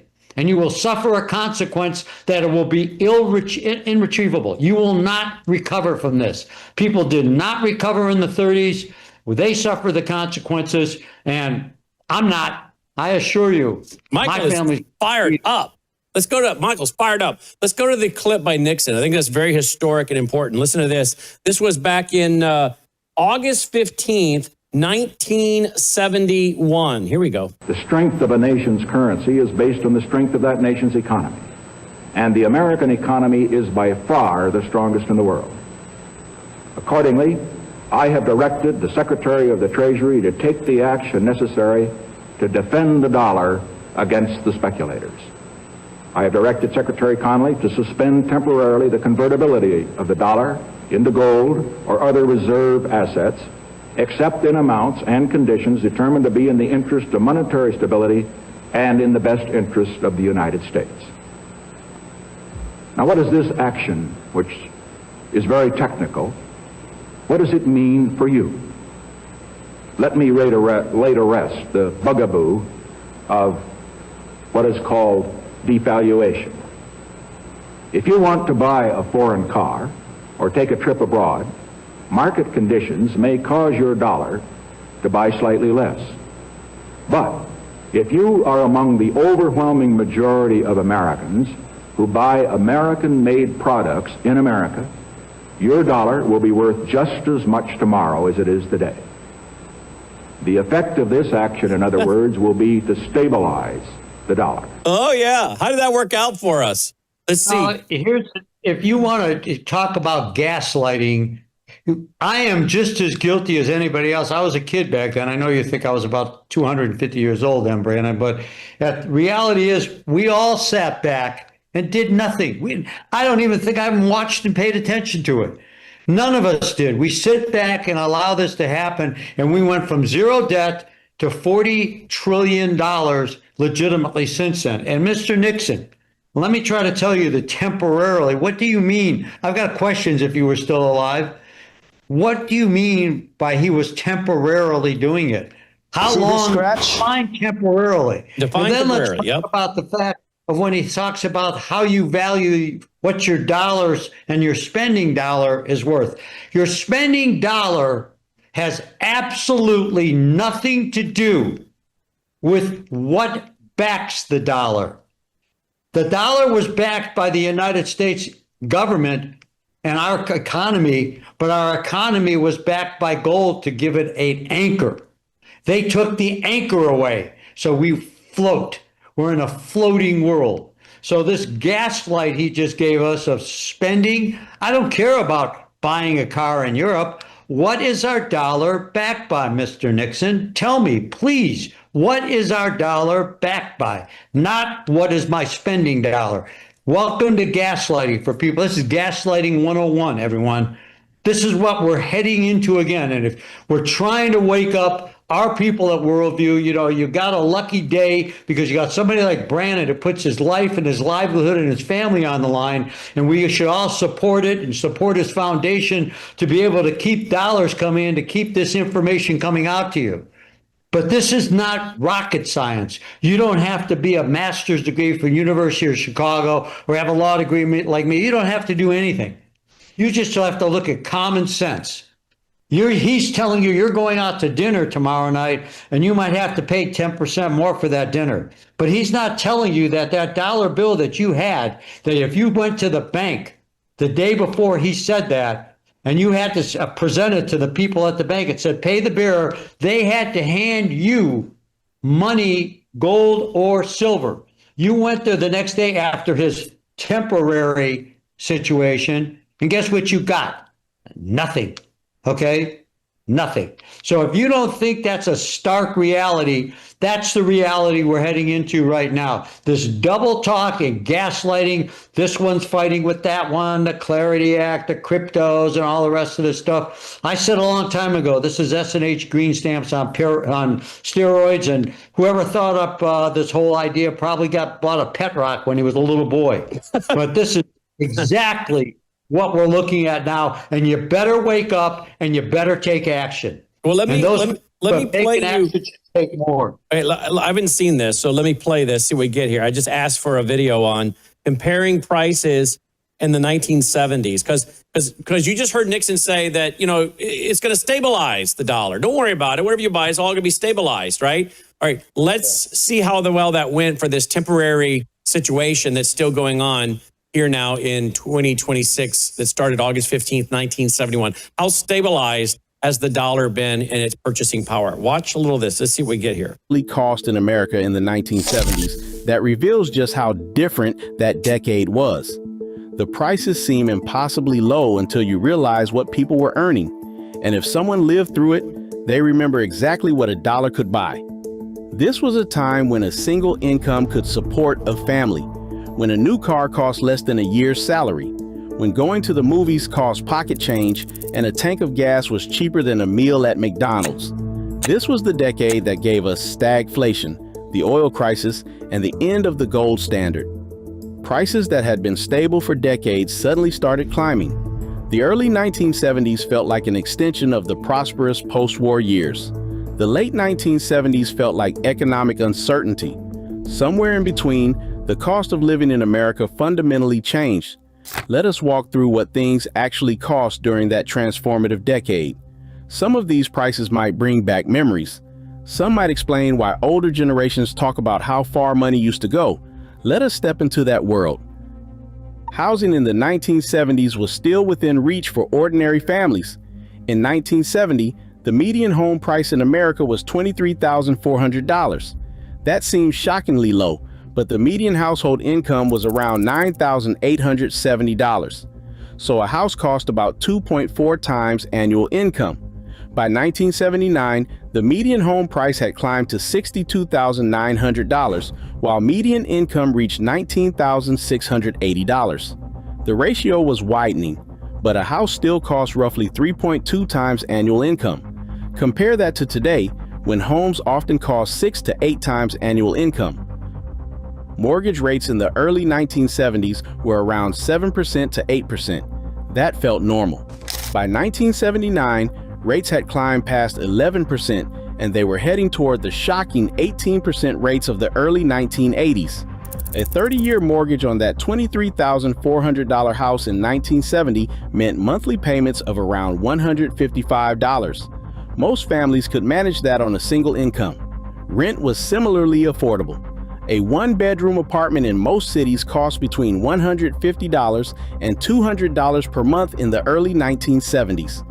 Even in expensive cities like New York or San Francisco, you could find apartments for $300 to $400. By the end of the decade, those prices had roughly doubled, but they were still manageable for working people. Cars in the 1970s were big, heavy, and surprisingly affordable. A new Ford Pinto, One of the most popular economy cars cost $1,850 in 1971. A Chevrolet Nova cost around $2,500. Even a full-size Chevrolet Impala could be had for $3,500. These were new cars rolling off the assembly line. More luxurious vehicles cost more, but were still reasonable. A Ford Mustang cost around $3,000. A Cadillac Eldorado, the height of American luxury, cost about $7,000 in the early 1970s. Even buying a Corvette, America's sports car, cost around $5,500. By the end of the decade, prices had climbed significantly. That same Ford Pinto cost closer to $4,000 in 1979. Full-size cars were pushing $6,000 to $8,000. But adjusted for income, cars were still more affordable than they would become in later decades. Well, there you go. And that's just a little taste of how that dollar stayed stable, as Nixon said it would be, right? That did not happen, did it? Real stable. When you look at it, Brandon, let's talk about what happened back when gold came available again. Gold has never been formally taken off the Roosevelt law. It was only opened up for purchasing by Gerald Ford as an executive order. That's why we buy the numismatic gold, so we can own something that is literally private and out of their reach. But what did gold do? When I started out, gold was $42.50 an ounce. Even a car, even if it was $5,000 in those days, now it's $50,000 or $55,000. It's gone up 10 times, 12 times in value. Mr. Nixon, gold has gone up 125 times in my lifetime. I bought a Krugerrand for $42.50 in 77, and now it's what? 125 times more I've seen it go up in value. What comes close to that? That's why the importance of the founders of our nation who put us under the gold standard must have known something back then, because they weren't just running around with their white wigs on trying to be cool. They were sitting back and saying, hey, I want to sit back and make sure that we have a stable nation. I believe in God's money. They were Judeo-Christian gentlemen, like it or not. Just like, unfortunately, yesterday we watched on TV, somebody won on Tuesday in New Jersey, and they're running around singing Allah Akbar. Unbelievable. In America, that's a reason why you protect yourself. But back to this. This situation has not gotten better. It's continuing to get worse. The youngsters out there that are getting overpaid right now are overspending. So they will not recover. Keep an extra bed in your house or an extra couple rooms for them to move in, because they spend money like drunken sailors without any responsibility behind what they do. So right now, and then they look at us, the people over 65 that saved money, that were responsible, that built up financial stability for ourselves, that retired and did not want to be a burden on our family, our country, put away IRAs, put away retirement plans. And I have people every day who say one thing: I've done all the right things to live a good life, even if I live to be 100. That the reality is that somebody is attacking my money, and it's my own government. Yep. And that's why, that's why all the stuff in the Constitution, for those people who maybe never read a lot of it, everything in there, the Bill of Rights, all the articles are about giving us the power against them. That's what a right to bear arms against them, right of free speech against them. They have now turned the table on us because everybody doesn't want to rock the boat. Well, you won't have to worry. The boat's going to sink one way or the other. And if you don't do something and have a life jacket and protect your estate, you're foolish. Yep. Really. Let me go to this Senator Loomis, I guess, wanted to push back against Jamie Dimon. Here's what she had to say. Really distasteful remarks, especially towards Brian Armstrong of Coinbase. I would say Jamie said he thought was full of. Yeah, exactly. Full of. So here's what rhymes with it. Yeah. Here's where Jamie Dimon is absolutely wrong. He either hasn't read the bill, or he wants to mislead people. And let's put the best construction on this: he hasn't read the bill. AML, anti-money laundering provisions that apply to banks, And the Bank Secrecy Act provisions that apply to banks also apply into digital assets. It's in the bill. There's something like 16, 17 references in the bill to the application of those laws. Okay, so Jamie Dimon is fighting with U.S. senators now over this. They're disagreeing. Now, I mean, wouldn't you think, I mean, of course, we would need to go look and see who is supporting her campaigns, right? Who's backing her? Who's filling her election coffers, right? It even goes further than that. First of all, she doesn't have the qualification. Jamie Dimon, like it or not, I like what he said. Well, I like his mind. He says, I have the heart of a Democrat and the brain of a Republican. He is a brilliant man. He's one of the smartest financial people we've had since J.P. Morgan. He is also devious. That's why you got to understand about the situation with digital. Jamie Dimon, if you look at his history, he worked with David Rockefeller, and David Rockefeller was a guy like me who thought he was going to live forever. Unfortunately, that don't happen. David Rockefeller was a brilliant guy. He ran Chase Bank, and Jamie Dimon was his heir apparent. And then him and Jamie got so much legitimately against him at one point. They were fighting and knocking heads. Jamie left and went to work at another bank and built that bank up to huge success. And then Rockefeller and Chase grabbed him back again. He's a brilliant guy. For her to sit back and say that he has I'm going to say to her what I said to Nancy Pelosi: read it, and then you can know it after we pass it. Did you read it? That's what I'll tell her. Do you understand it? You're trying to tell me you have the capacity to understand it? Is there an ABC book for American citizens to understand it? The Constitution was a lot easier to understand. It fits in a little small book than I'm sure that law, which is probably 2,000 pages. I've started to look at it, and it's just, I don't have enough room on my desk. Literally, good luck.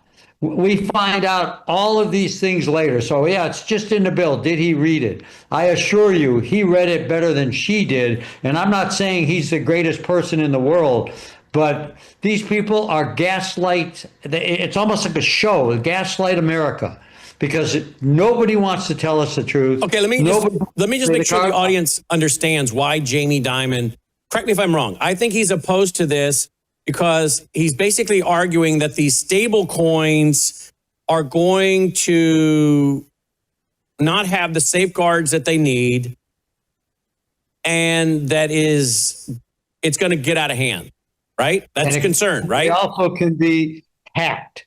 They are subject to hacking. It's like somebody said to me the other day when they go to a small bank and they're concerned. If you get a bank, it doesn't matter little or big. It's really, if you want somebody to treat you nice, go to a little one. But more importantly, what it's all about is their stability to back off the hacking of people getting into your bank accounts. And what Jamie Dimon is saying is that they can get into it, manipulate it, and literally destroy stability. And if these stable coins are not regulated right with the proper protections, it in itself is going to become an issue where people are doing these things, and it's going to be like Enron, right? It's going to be like an Enron situation, like a Ponzi scheme type thing. Is that what I'm hearing? Absolutely. And if people understand Enron, nobody still to this day figured out what happened, because they had so many layers of minutia, so many layers of garbage, that by the time you tried to figure one thing out, one thing led to another that led to 10 others. They did a spider web that was untraceable. And that's literally why that guy, the gentleman who was Ken, I forgot his last name. He was the founder of Enron, and the other guy went to jail, Jeff, and Skilling. They had skiing. He got out of jail, but after about 10 years. The reality is, look at a guy named Bernie Madoff. People wonder Bernie Madoff was one of the founders of NASDAQ. Bernie Madoff was literally supported by major brokerage firms and literally major accounting firms. Ernst & Young, these companies came out and said he's a great guy, buy his stuff. And nobody did their homework. And then who lost money? These companies didn't. None of them lose money. Mom and dad in America lost money and lost a huge amount of it. It's always us losing. It's always them telling us, it's this, that. It's almost like a word, I mean, it's scary, very scary. Indeed it is. All right, so let's go to one other clip here I have for you. So basically, he's warning this thing could blow up and create a massive bubble and massive financial crisis. Maybe that's why by 2030, in part, you'll own nothing and be happy, because all these people are going to be allowed to rush into this thing, destroy the country, destroy the economy. Not to mention, by the way, how many are is Jamie Dimon being a banker? Is he worried that people are going to be pulling their deposits out of the banks to go into these stable coins, and therefore it's going to cause banks to have a liquidity problem? I think that Jamie Dimon of the banks are going to put a monkey wrench somewhere in the system to create enough problems there to create a dilemma to make them be the solution. And they're not a solution either, because they're creating digital banking. So they have their world, the other ones have their world, and all of this collapse that everybody's Okay, can we just worried- stop right there? Two worlds. You got the banking industry going against the Trump administration, right? So are we talking about basically the Trump administration and tech bros? The tech bros would be a part of this? Correct. Okay. And then you got the traditional bank. So do we have here as a battle between the Trump administration and the new tech bros and the new economy and the new way of doing things and the old way? Is that what's going on here? Well, there's going to be an old new way. The banks are going to have a digital banking, and these other tech people on the other side, which Trump and his whole family is involved with, want to create their world financially, because you've got to understand that world is worth trillions. Okay, so the banks want to come up. The banks want to do a new economy too, but the issue, I guess, what you're telling me is it's going to be a matter of who's controlling it. Is that what I'm hearing? Correct.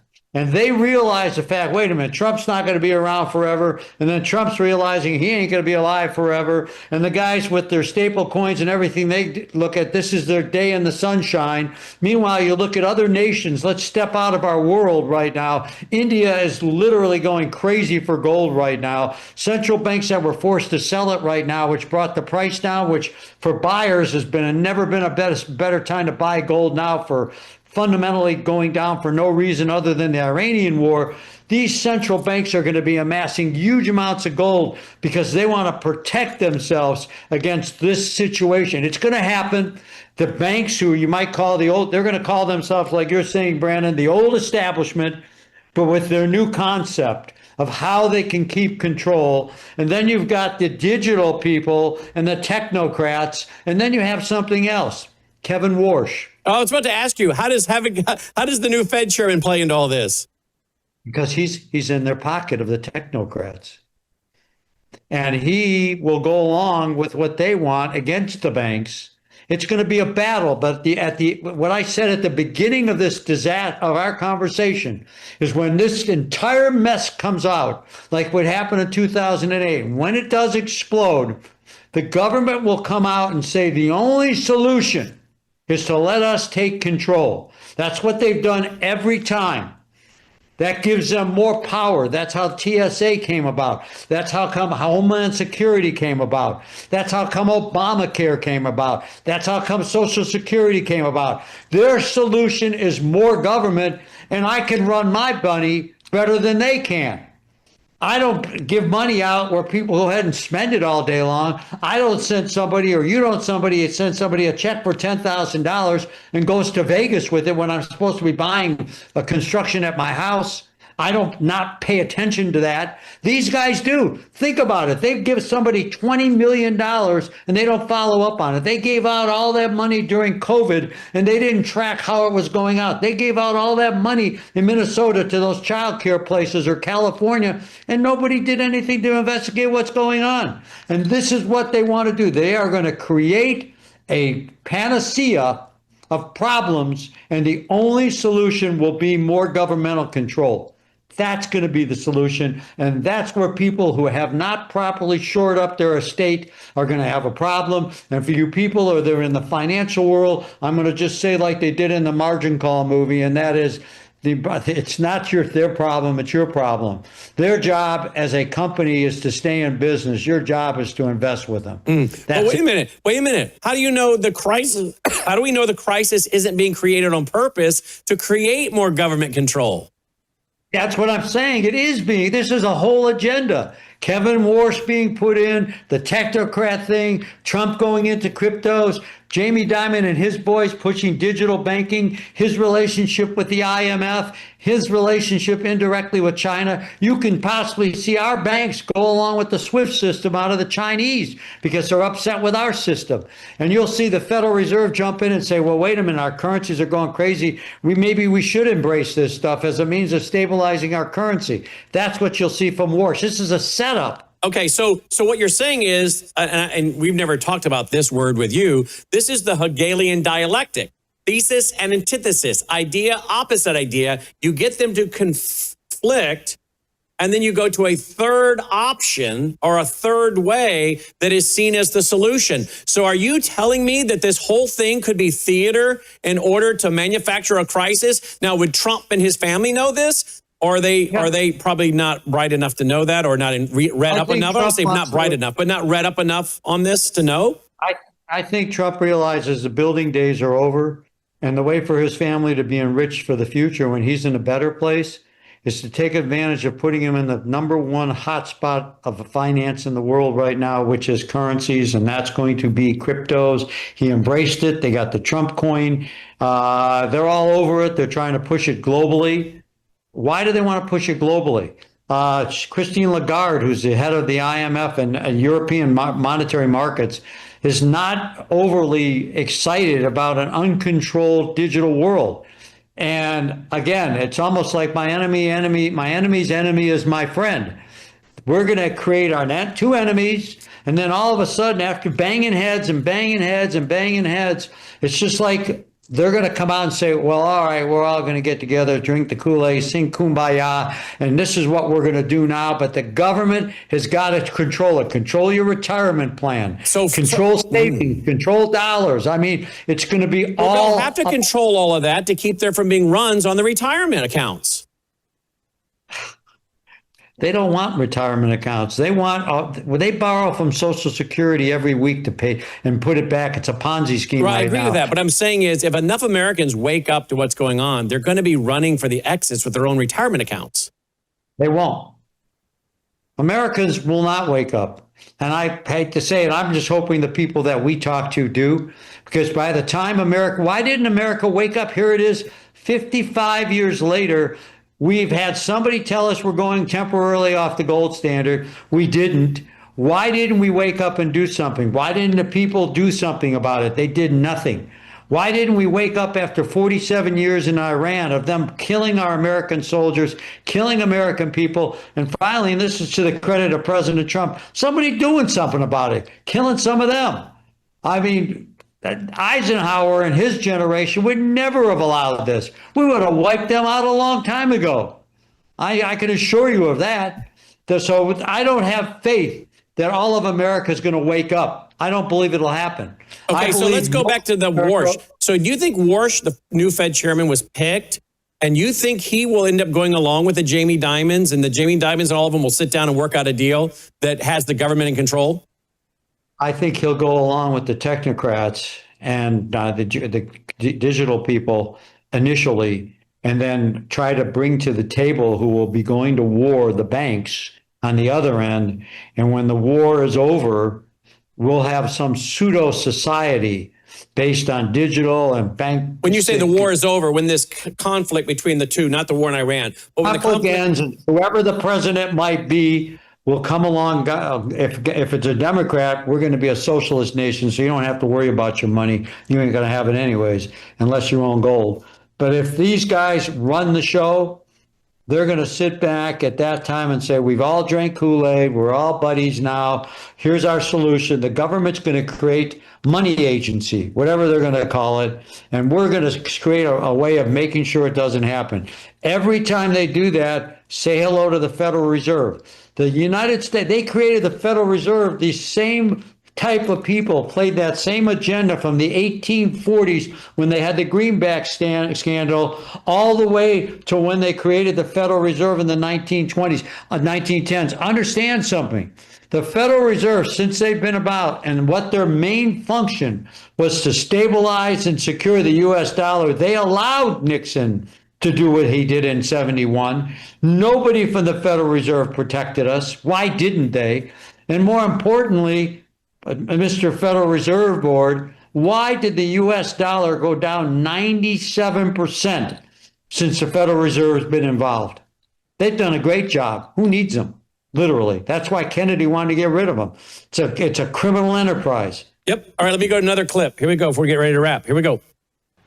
Well, this will be actually the biggest financial regulatory bill that Congress has done in quite some time, certainly since Dodd-Frank. But what this does actually is it creates clarity for the crypto sector. But interestingly, notwithstanding the concerns from the banks, it actually creates a broad range of new powers for the banks. In fact, this will be the first piece of legislation since the 90s that gives the banks new authorization to get into the crypto space. I know JP Morgan wants to get into it. Every other big bank wants to get into the crypto sector.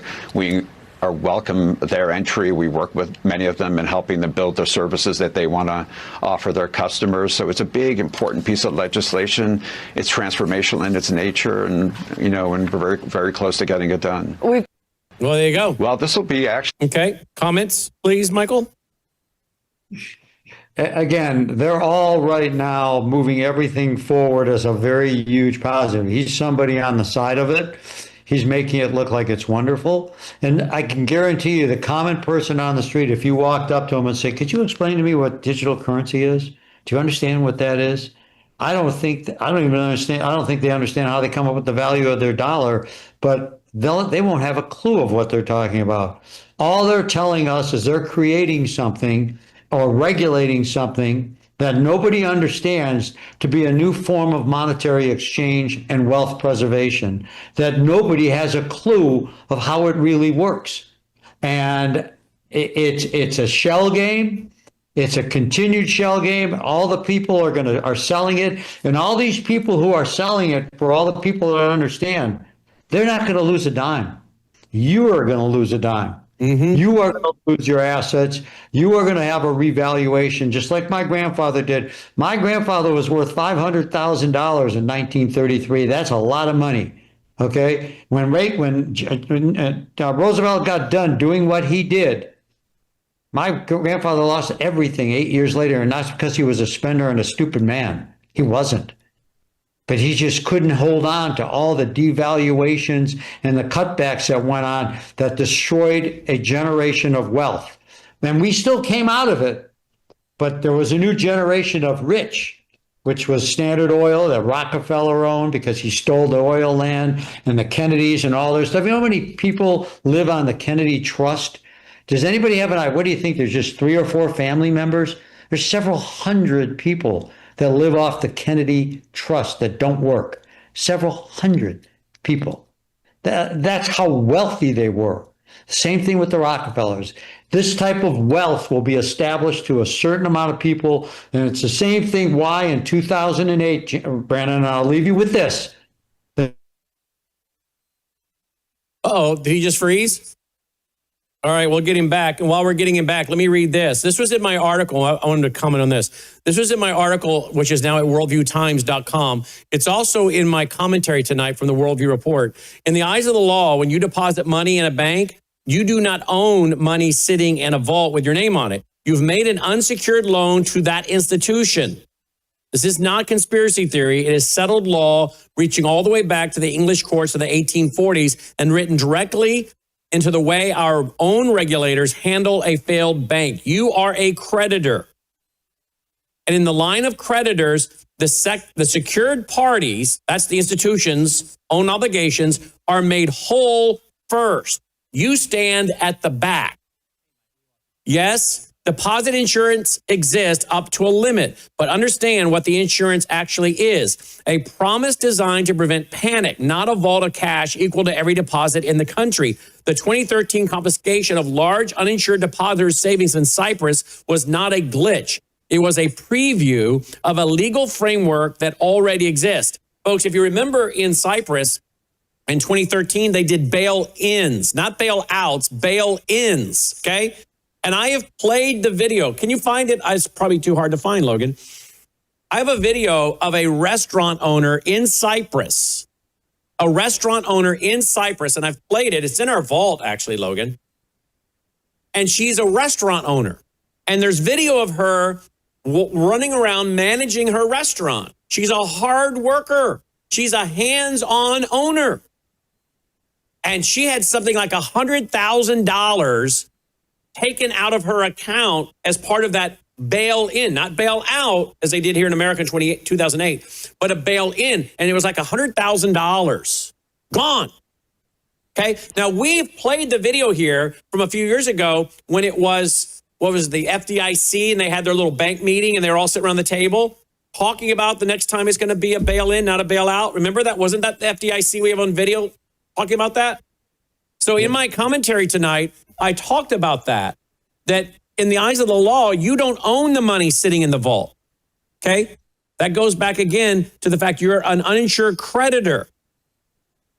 And you stand at the back. That's all part of the Dodd-Frank's law, Brandon, that came out. And as I said earlier, how did they get the Dodd-Frank's law? It was a product of a chaotic situation in 2008.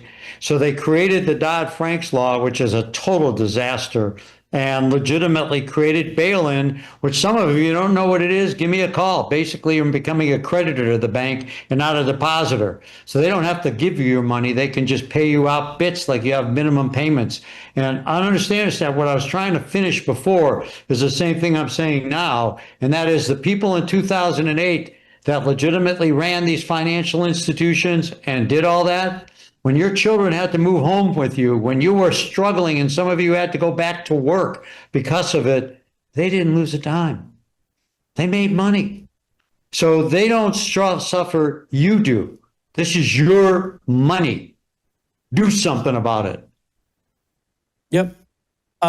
So I want to go back to what my article was saying, and that is, people say, well, there's the FDIC. That is not a dollar for dollar insurance system. In other words, they may tell you up to $250,000 you have insurance on your account. But that's only if the FDIC has the money sitting there. And as I understand it from researching the law, if the FDIC runs out of money because they have too many bank failures, they have to go back to Congress and ask Congress for more money to replenish the fund, right? And Congress doesn't have to give it to them. That's right. And it's the same thing as people who buy annuities. If people don't understand it, when you have an annuity, it's not backed by anything. Annuities are backed by the insurance company. They will tell you it's a AAA rated insurance company and you have nothing to be worried about. Well, the United States was AAA rated. We went to double. But just remember a company called AIG, who was the largest insurance carrier of annuities in the country. And guess what? We bailed them out in 2009. You and I, the American people, saved them from going bankrupt because of the amount of dollars that they stood to lose. And that was a bailout that they still haven't paid all the money back. Amazing. Absolutely amazing. Logan, look on YouTube real quick. I'm doing the same thing because I got to try to find it in my library, but eventually. But see if you can find the lady that was a restaurant owner that had $100,000 taken out of her account in 2013 in Cyprus. In the meantime, I think I might have a news story because I want people to understand this is not a joke, okay? This really did happen. Let's see if I can find one of these examples here. Let me try this one right here, Logan. I'm probably going to have to wait for a commercial to go by as always. But, and again, we could go back and play the FDIC recording where they were joking about this happening a couple years ago. That talking about how, we have to be careful how much we say to the public. Okay? Let's try this right here. Let's see if this is it, Logan. Global worries stemming from that financial crisis in the Mediterranean nation of Cyprus. Now, it has stocks sliding across Asia this morning, and it was a major reason for the Dow's 90-point skid yesterday. ABC's Nick Schifrin is in Cyprus, where worry and anger is rampant. Cyprus is nearly broke, and the social fabric is beginning to tear. Bank workers worried about their future blocked access to parliament. Lawmakers had to be lifted over the barricades. Outside the banks, the lines are long, customers worried. If you don't have cash now, can't do anything. The banks haven't opened for 7 days, so Cyprus is becoming a cash society, and yet it's hard to get cash. No accounts, no cards, no nothing. And so what will they do? God knows. Suicide. Oh. Increasingly, this is happening. What happened? There's no money, and I couldn't get any money out, and then my card won't come out. That's the nightmare that so many are facing. You had a problem with this bank as well? We walked with her to the next ATM. And psychologically, how much of an impact has this had? Well, we feel so insecure. We feel very... All right. So that's not the one I was looking for, but it shows you how bad it was. I do remember watching news stories on that, and the people that were surviving were the people that had gold coins. One of the guys here, his father at the company, his father was living in Cyprus, who's since passed away, a wonderful guy. And he lost, what held him together was the gold coins that he had. He was like a king at that time there, literally, right when that was happening.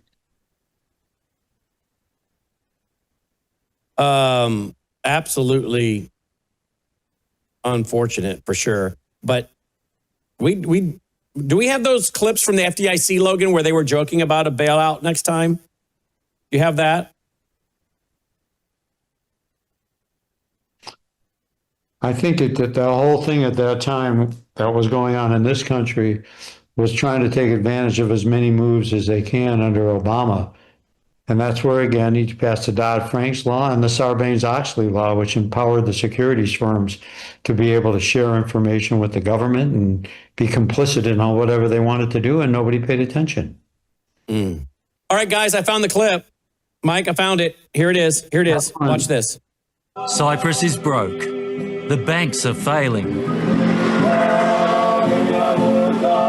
Incredibly, for the first time in the global financial crisis, bank accounts are being raided. People's savings are being seized. Not a bailout, but a bail-in, with bank customers bearing the burden.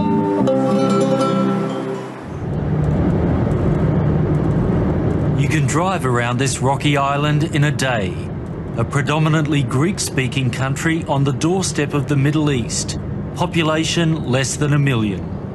We've come here as Cypriots absorb the shock of what's happened. In the evening at this souvlaki bar in the capital Nicosia, we get a sense of the mood. The financial crisis is making me very sad. Sad because I'm watching people suffer, people that haven't done any mistakes. People have worked hard for years, for their whole lifetime, to save some money. And then overnight, they lose it. This is not fair. Sofia, είναι το 6, παρακαλώ. Eula Dimitriou is the matriarch of this family business. She's going to have 80,000 euros taken from her savings, about $100,000.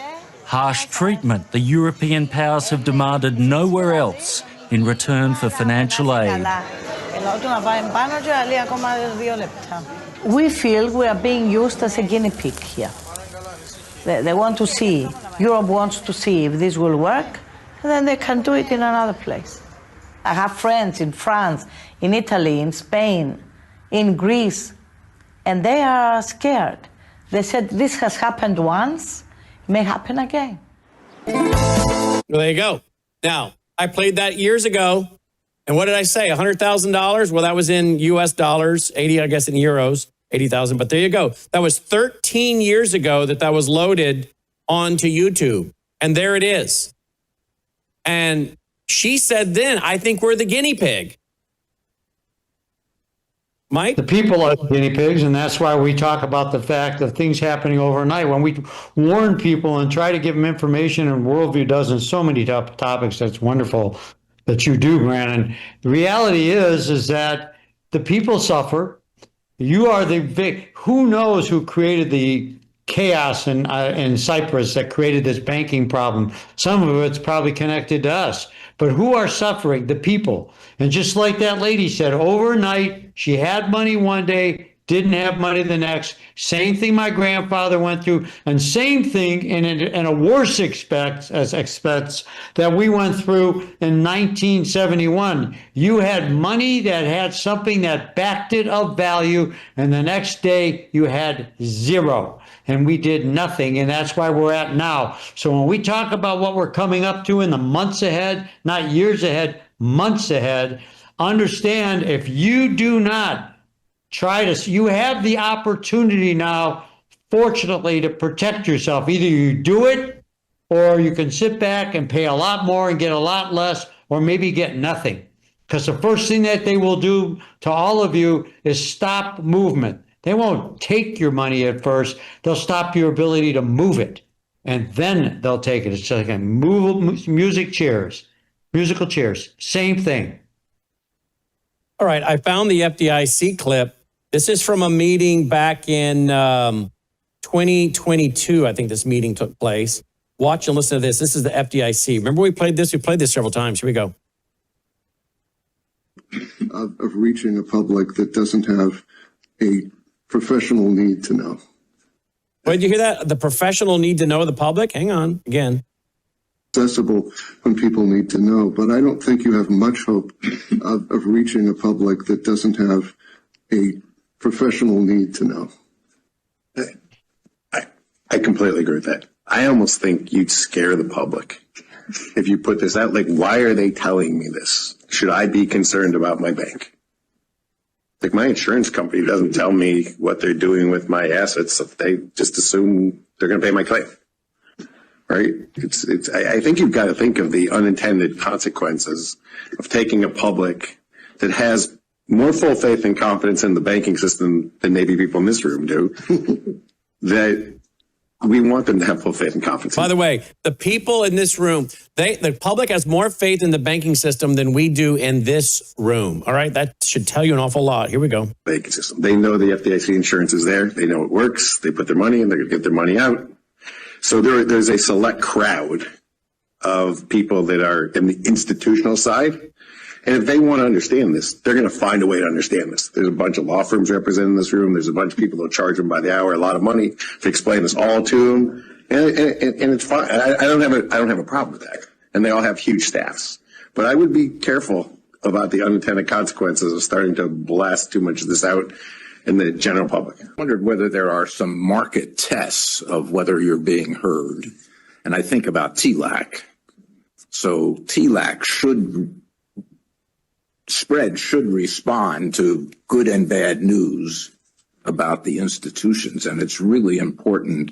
I mean, it's a little bit conflicted, right? I mean, it's important that people understand they can be bailed in, but you don't want a huge run on the institution. But they're going to be. And it could be an early warning signal to the FDIC and the primary regulators when these things happen. And there may be some other prices, this is similar to what Jay was saying, in the market that you can tell whether people understand who's going to be protected, who isn't going to be protected. It would be, I think, an interesting study to look at the evolution of market prices in a situation like March of 2020, for example, and see whether people understood what might happen.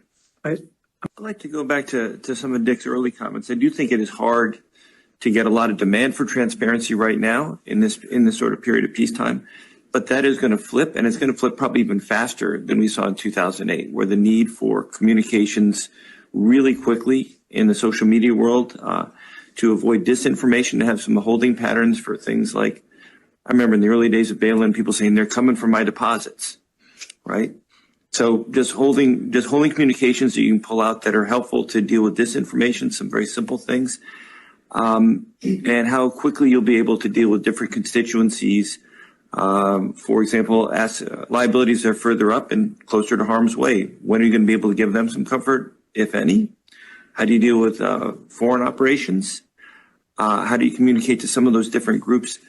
I think ex ante preparation for the speed of scaling up and the ability to get information out to avoid rumors taking over the narrative strikes me as probably the place that feels like it's got the most benefit in a world where I think you've done a pretty good job of getting out the basics of Title II and some of the basic resources that are available now. Wow.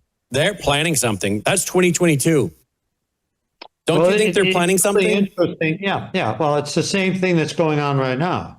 The same thing that's happening. They don't think you need to know. That's been going on literally since they created the Federal Reserve. The reality is they think for your own knowledge, but let's bring it down to a level where people can pay attention a little bit. And that is your financial people think you're smart enough to say, here's 100,000, or here's 10 million, or here's 2 million, here's 10,000, here's 2,000. But you're not smart enough to know the background of what really is going on. You don't have to know. We'll tell you later. That's not how this country was formed. Literally, it was formed where we were supposed to be informed, not told. Okay, and too many people find this to be in reverse. That's the wonderful thing about a 46-year career in gold that I have. Gold's black and white. You bought it for X, you pay Y, you get delivery of it, you have an asset, you control it, you don't have to say anything to anybody. And that's why the government made it illegal for 40 years. They did not want you empowered. They did not want you to have the capacity to protect yourself. And be assured of the fact, somewhere in the future, that's why Brandon and I talk so much about numismatic gold, because it's the only thing you can own that they can't bother with under their own laws that empower them to do everything they want to do. Because the Roosevelt law gives them the capacity to play all this new currency games without going to Congress. Let me play one last clip. I don't. Hopefully, it's a different clip. Let's see if this is a different clip, guys. Let's see here. I had it queued up and ready to go. Now it's messed up again. Hold on, guys. All right, let's stop this one. When people need to know. But there are some market tests of whether you're being heard. And I think about TLAC. So TLAC spread should respond to good and bad news. So we heard this one about the institutions, and it's really important. I mean, it's a little bit conflicted, right? I mean, it's important that people understand they can be bailed in, but you don't want a huge run on the institution. But they're going to be. Okay, whoa, that one's new. We played this before, but we didn't play this one tonight. Did you hear what he just said? Here we go again, guys.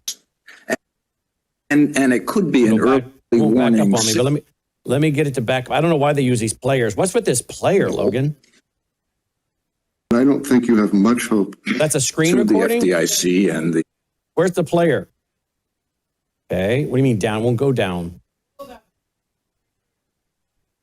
Oh, that's a screenshot. No wonder it was doing that. Okay, that's a screenshot of the player. Okay, here we go. There are some market tests of whether you're being heard. And I think about TLAC. So TLAC spread should respond to good and bad news about the institutions, and it's really important. I mean, it's a little bit conflicted, right? I mean, it's important that people understand they can be bailed in, but you don't want a huge run on the institution. But they're going to be. And it could be an early warning signal to the FDIC and the primary regulators when these things happen. And there may be some other prices, this is similar to what Jay was saying, in the market that you can tell whether people understand who's going to be protected, who isn't going to be protected. That would be. But you get that? He says bail-ins are going to happen. Study to Did you hear him say that, Michael? Is that what he said? Bail-ins are going to happen. Exactly. He's saying it's going to happen, and we'll deal with it. Basically, we'll deal with it at that time. And it sounds like they're going to be. We shouldn't warn about it. We should let it happen. And did it not sound like to you they were saying we're going to have to pick the winners and the losers? Yep. Who'll get bailed in? Who'll get bailed in? Who'll get bailed out? But none of the people at that table are going to lose. Well, they said that the public has more faith in the banking system than those of us in this room. Exactly. So they know the game, but they don't want to share it with everybody else. It's the same thing that went on with COVID. There's another thing of governmental takeover. When they sat back, came up with all the vaccines, turn around, and then Biden made it mandatory and everybody running around like puppets. And they were loving every minute of that. That was a great example of future socialism. Maybe that's why we got all these little socialists now, because they walked around with those triple masks on. Ridiculous. I just went to Los Angeles to visit my son, and some woman was in a car with a double mask on and the windows up. Give me a break. In that car with you, lady. Seriously. God, it's ridiculous. All right, that's it. I mean, come on, folks. I don't know how much we can say other than what we've said. Trying to do as much as we can to educate the public. I don't give financial advice. I give financial opinion.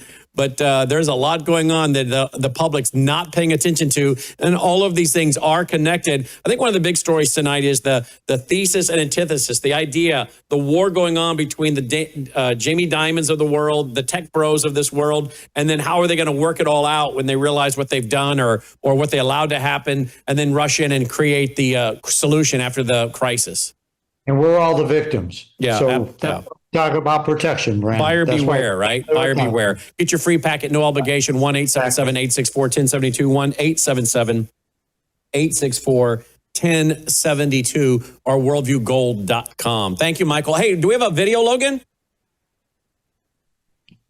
We have a video, a special video. I have not seen it, but the guys in the control room filed a report with Dolly this afternoon. Dolly is let's go to the studio camera, Dolly Cam. She's really worn out today because she's been very busy being the studio dog and the protector of the network and the mascot. And the vice president of animal services. The greeter who greets everybody. So anyway, she filed a report today with the boys in the control room on her job. I've not seen it. I've just heard about it. You want to play it, Logan? It's not perfect. Well, all right, let's see. Some of the scenes don't really look like her. Okay, here we go, though. Here we go. Oh, look at that. People think Brannon runs this network. That's adorable. 5 a.m., I'm the first one in. I check the lighting. I check the teleprompter. I check if anyone left a sandwich unattended. During the live show, I maintain perimeter security. If a delivery truck pulls up 2 blocks away, I know. I personally taste test every product. The 25-year emergency food supply, I give it 25 years. The freeze-dried snacks, we're now out of samples. Reorder. It's a big job. The content, the mission, the squirrels in the parking lot who still haven't been held accountable. But somebody's got to keep this place running. And let's be honest, I'm the only one here who works for treats instead of a paycheck. Very good. Very good. We need more of that, Logan. We need more reports being filed by Dolly. We know the mind behind everything, right? Yeah, exactly. And that's why she's over there conked out. She's worn out. Do you have the video to show Michael Weiner at the end of the show the other night, how she knows? She's asleep, but subconsciously she's listening to everything we say. Do we have that video, Logan? The other night, and Delta did this too. Delta got my other lab before her half-sister, got where she, God rest her soul, right? Because she had to be put to sleep. No, she was put to sleep after she had terminal cancer, and she was bleeding out. So we had to put her to sleep because she was bleeding out and in pain. But hard to believe that's going to be 3 years ago this August. Dolly's 2, just turned 2 in May. But Delta would know when the show was going to go off too, by what I would say. Dolly does too. She knows, and I tried to show the audience the other night that I'm not making this up. She really does. So I let the audience think I was signing off, even though I wasn't officially signing off at that very moment. I was just letting them see which I did sign off, but I wanted them to see how this really works. Do we have that, Logan? Watch this. Vault. All right, roll the music. Let's call it a night. One more shot of Dolly before we call it a night for the new instituted Dolly Cam. Now watch what I say. See what she does. All right, guys, that's our broadcast for tonight. As always, thank you for tuning in and supporting the broadcast. Till next time, I'm Brandon House. May God save America. Take care. You see? She knows the slogan, guys. Okay, can you go back a little bit, Logan? You can see her eyes open at some point. Did you see that? Go back a little bit. She's paying attention subconsciously, and you see her eyes pop up before she moves. Can you show that? Till next time, I'm Brandon House. May God save America. Take care. You saw her. I saw her eyes open. She was very. All right, guys. That's our broadcast for tonight. Is all. Thank you for tuning in and supporting the broadcast. Till next time, I'm Brandon. There you go. You saw her eyes blink. Take care. You see? She knows. She's listening to everything we say. She's just waiting for me to say the magic words. He's in charge. Yep, Good night, all. All right. Thank you. Michael Weiner checking in, guys. WorldviewGold.com or 1-877-864-1072. Roll the music. Let's call it a night. Here we go. If you appreciate what we're doing, we appreciate your support. That's for sure. WorldviewFoundation.com. WorldviewFoundation.com.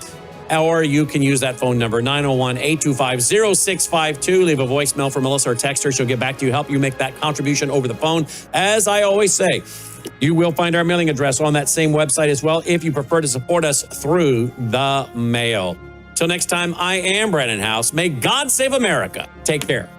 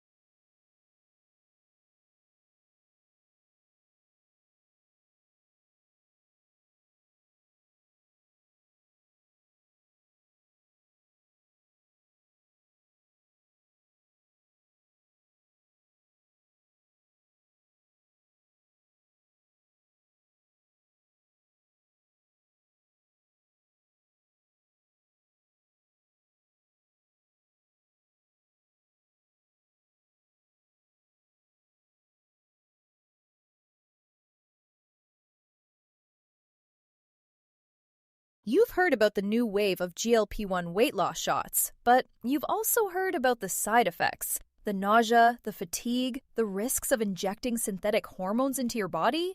What if there were a better way, a natural way? Meet Bellamelt, the indulgent